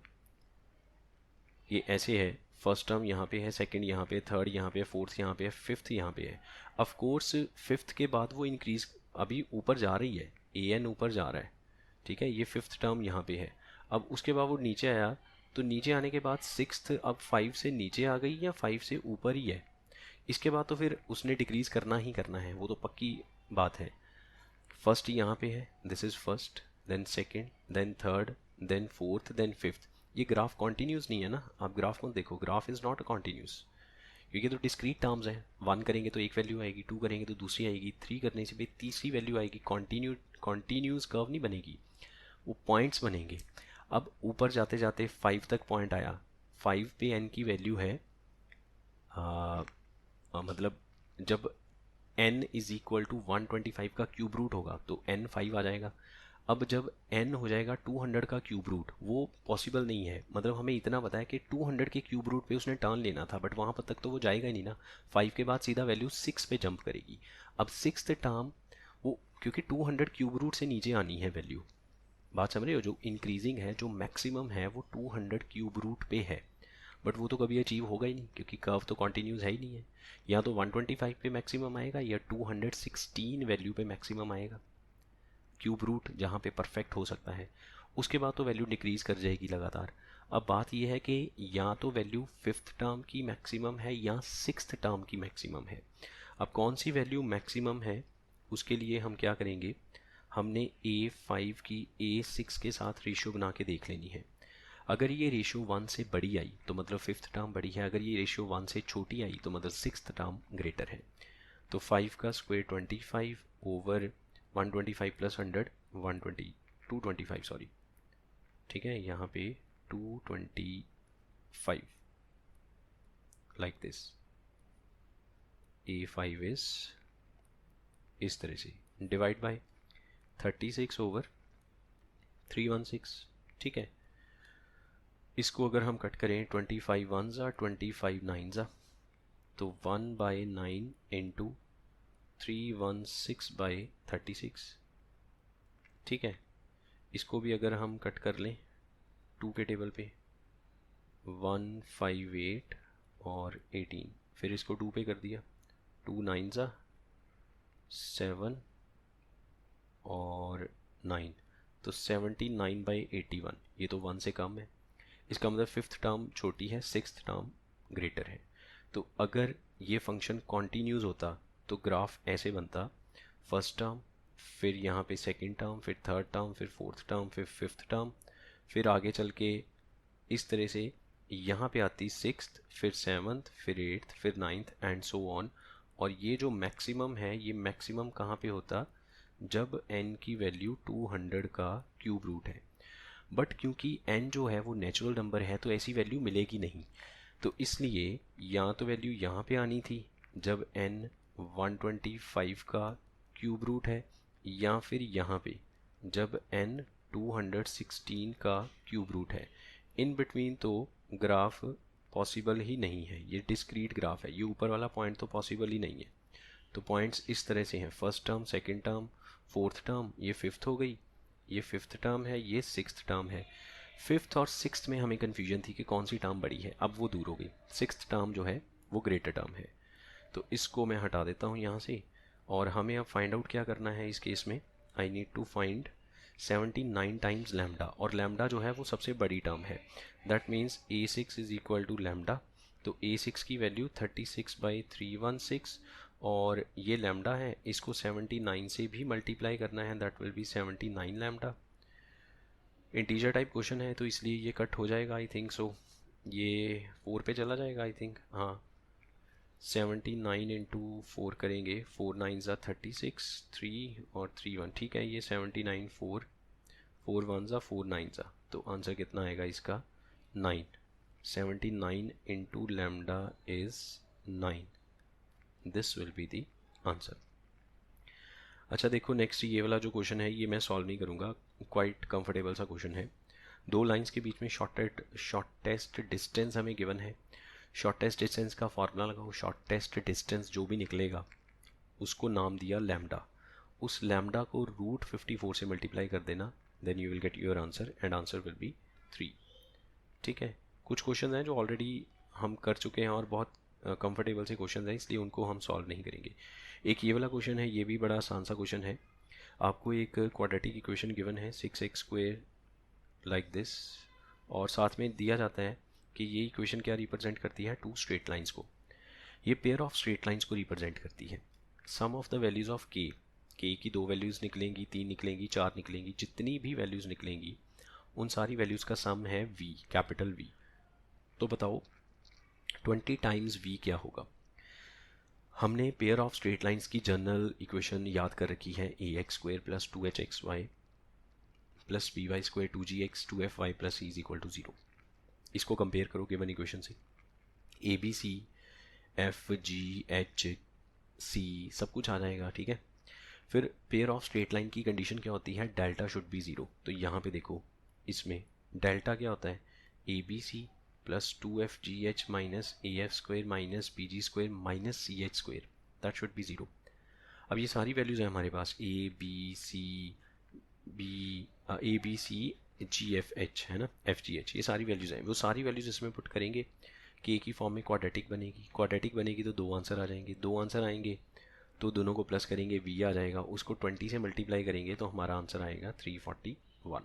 ये आप खुद कर सकते हैं।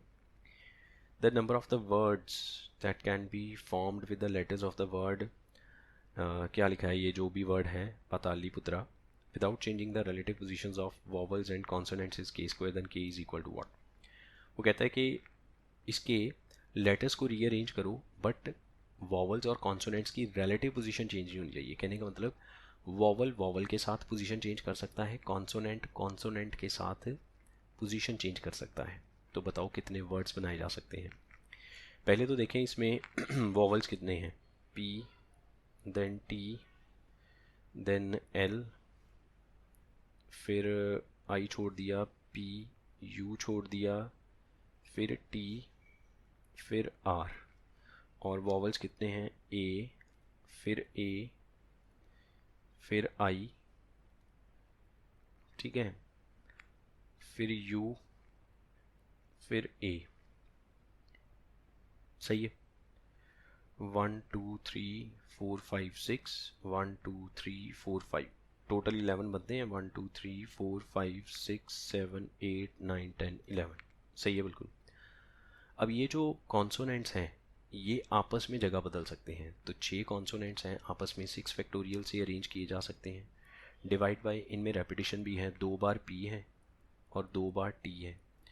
अच्छा जो वॉवल्स हैं वो 5 हैं, वो भी 5 फैक्टोरियल से अरेंज किए जा सकते हैं आपस में, और 3 की रेपिटेशन है, ठीक है। तो हमें टोटल नंबर ऑफ वेज निकालना है तो हम इनको मल्टीप्लाई कर देंगे।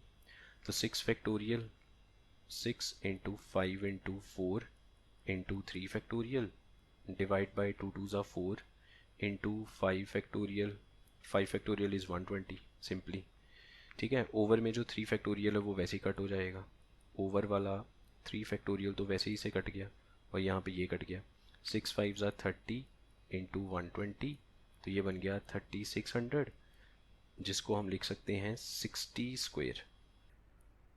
इसको 60 स्क्वायर क्यों लिखा? क्योंकि जो टोटल नंबर ऑफ वर्ड्स हैं वो हमें गिवन है k square, so on comparing k is equals to 60। Then next, ये कॉन्सेप्ट है जो हम इसमें यूज़ करेंगे, बट इस कॉन्सेप्ट को यूज़ करने से पहले हम देखें हमें क्या क्या गिवन है। R A B C non zero vectors हैं। R dot A is equal to zero, तो आर नॉन ज़ीरो है, ए नॉन ज़ीरो है, लेकिन डॉट प्रोडक्ट ज़ीरो है, इसका मतलब R vector is perpendicular to A vector.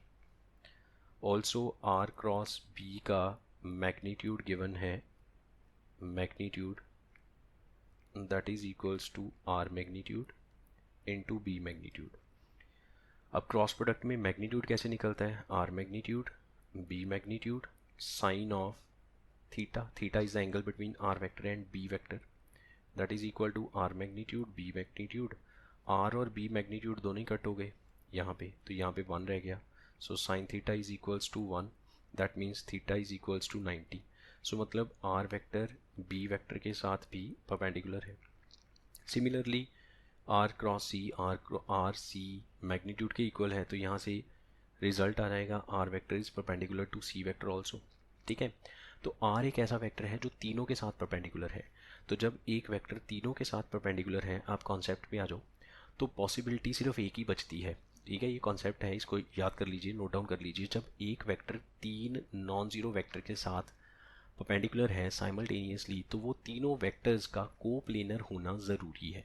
वो तीनों वेक्टर एक प्लेन पे लाई करेंगे, और जब तीन वेक्टर एक प्लेन पे लाई करते हैं तो उनका बॉक्स प्रोडक्ट ज़ीरो होता है, जिसको हम बोलते हैं STP, scalar triple product.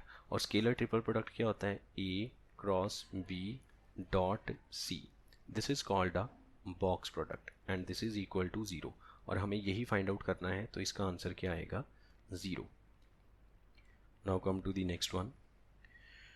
If the line y is equals to 2x plus 3 does not intersect any member of the family of parabolas, y square is equal to 8ax, a belongs to a real positive, at two distinct points, then the maximum length of the lattice rectum of the parabola is what? कोई भी parabola है, y square is equal to 8ax, और एक हमें line given है y is equal to 2x plus 3। वो कहता है कि ये जो लाइन है ये पैराबोला को दो डिस्टिंक्ट पॉइंट पे कट नहीं करती है। इसका मतलब या तो ये लाइन पैराबोला को कट ही नहीं करती है, अगर करती है तो सिर्फ एक पॉइंट पे टच करती है। मतलब कि अगर हम लाइन और पैराबोला की इक्वेशन को साइमल्टेनियसली सॉल्व करें, y की जगह 2x plus 3 and that is equal to 8ax, ये बन गया आपका 4x स्क्वेयर प्लस 3 टू ज़ा 6 12x plus 9 minus 8ax is equal to 0. We can write like 12 minus 8a times x plus 9 is equal to 0. ये quadratic बन गई।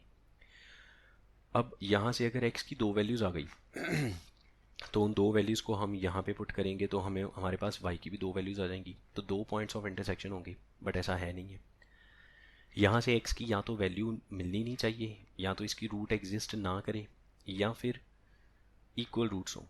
तो according to condition discriminant less than equal to zero आएगा। अगर discriminant greater than zero हुआ तो मतलब x की दो वैल्यूज़ आएंगी, x की दो वैल्यूज़ आएंगी तो y की भी दो वैल्यूज़ आएंगी, और ऐसी पॉसिबिलिटी है ही नहीं है। पॉसिबिलिटी यही है कि x की दो वैल्यूज़ नहीं होनी चाहिए। तो d को लेस देन ज़ीरो कर दिया, b स्क्वेयर मतलब 12 minus 8 square minus 4 times 4 into 9 should be less than zero. ठीक है, इसमें से 4 कॉमन आएगा, 4 का स्क्वायर 16 हो गया, बाकी रह गया 3 माइनस 2a स्क्वायर। यहाँ पे 3 लिखना था ना, हाँ अब ठीक है, 3 minus 2a square minus 16 into 9 less than zero.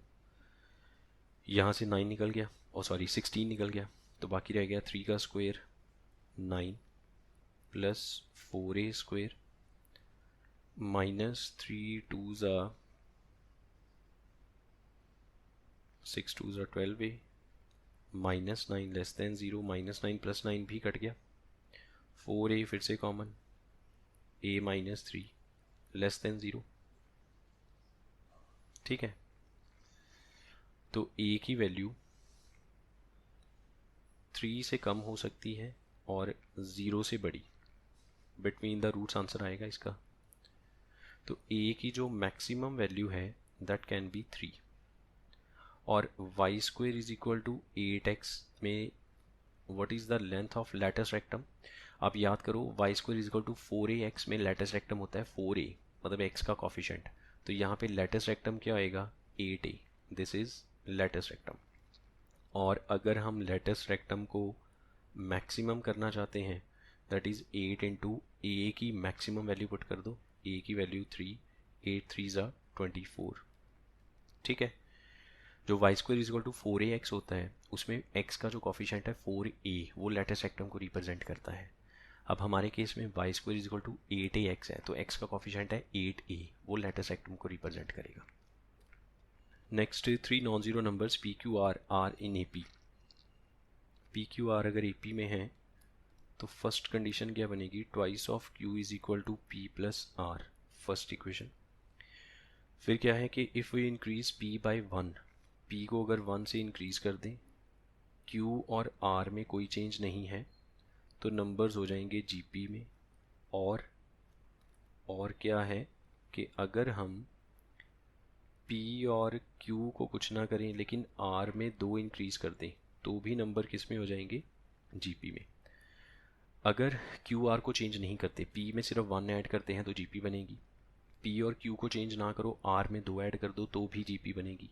अगर ये जीपी बनती है तो Q² should be equals to P + 1 into R, और यहाँ से Q² = P into R + 2।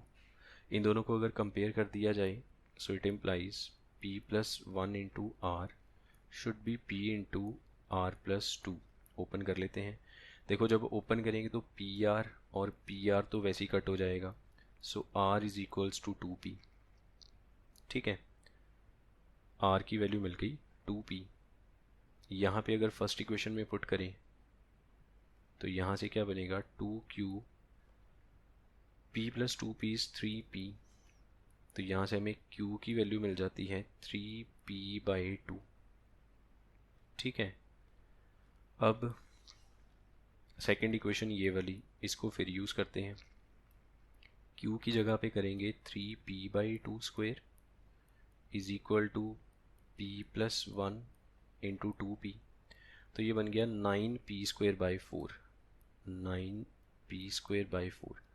p को p से कट किया जा सकता है because p is non zero number and you can divide by non zero quantity on both sides.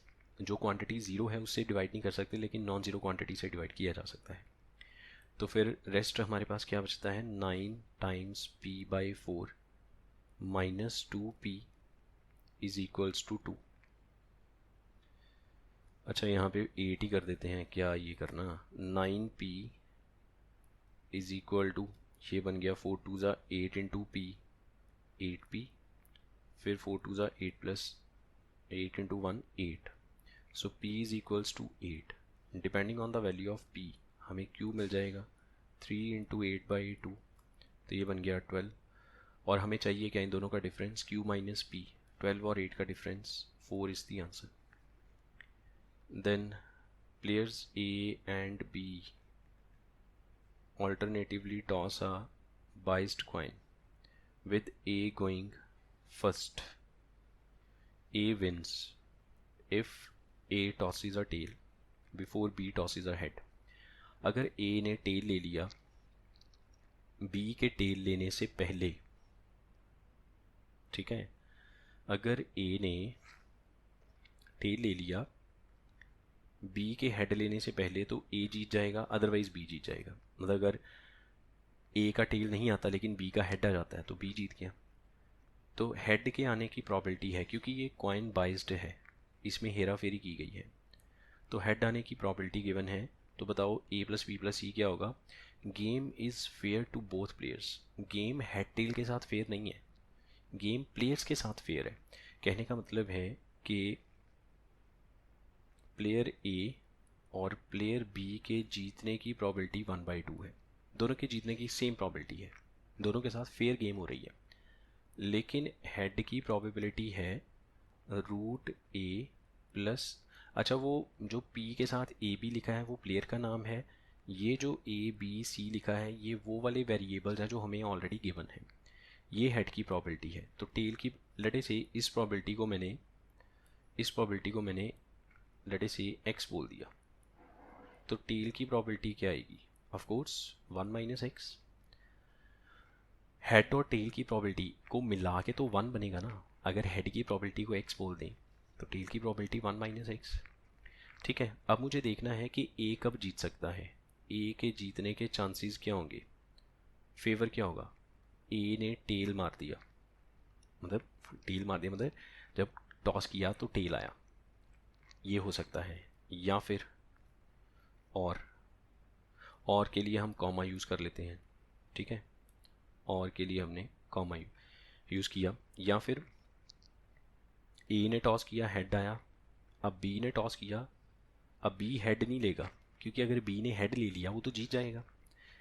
ए ने टेल लेना है बिफोर बी टॉसिस अ हेड, अभी मैं ए का फेवर निकाल रहा हूँ, तो उसने बी ने टेल लिया, फिर बारी आई ए के पास तो ए ने टेल ले लिया, ये एक पॉसिबिलिटी है। ऐसा अगर फेवर बनेगा तो ए जीत जाएगा। और क्या हो सकता है, ए ने हेड लिया, बारी गई बी के पास, बी ने हेड नहीं लिया, बी ने टेल लिया, वो हार गया, फिर ए को चांस मिला, ए ने हेड ले लिया, वो फिर हार गया, मतलब पास ऑन हो गया। फिर बी को चांस मिला, उसने टेल लिया, फिर पास ऑन हो गया, फिर ए के पास आए, ए ने फिर टेल लिया और वो जीत गया। तो इस तरह से ये ऐसे चलता रहेगा, क्योंकि हमें पता थोड़ी ना है, क्या पता ए टेल ले ही ना कभी और बी हेड ले ही ना, ये कॉन्टीन्यूटी में प्रोसीजर चलता रहे, ऐसी पॉसिबिलिटी है। ठीक है ना, ये बात क्लियर है। तो अब देखो, जो ए के जीतने के चांसेस हैं वो हैं टेल आने के चांसेस 1 - x प्लस, और कॉमा को हमने और का नाम दिया था, और का मतलब होता है प्लस, हेड आए x इंटू 1 - x स्क्वेयर, और हेड 2 बार आएगा एक्स स्क्वेयर, टेल 3 बार आएगा 1 - x का क्यूब, एंड सो ऑन, ये इन्फिनिटी बन गई। ये इनफाइनाइट सीरीज़ वाला क्वेश्चन है जो हम ऑलरेडी क्लास में भी यूज़ करते हैं। तो ये तो इनफाइनाइट सीरीज़ है जिसका फॉर्मूला होता है, और ए के जीतने के चांसेस हैं हाफ, तो ये बनेगा हाफ इज़ इक्वल टू, अब इसका फॉर्मूला क्या होता है इनफाइनाइट सीरीज़ का, a/1 - r, तो a की जगह 1 - x ओवर 1 माइनस, रेशियो क्या है, एक x जुड़ गया और एक 1 - x जुड़ गया।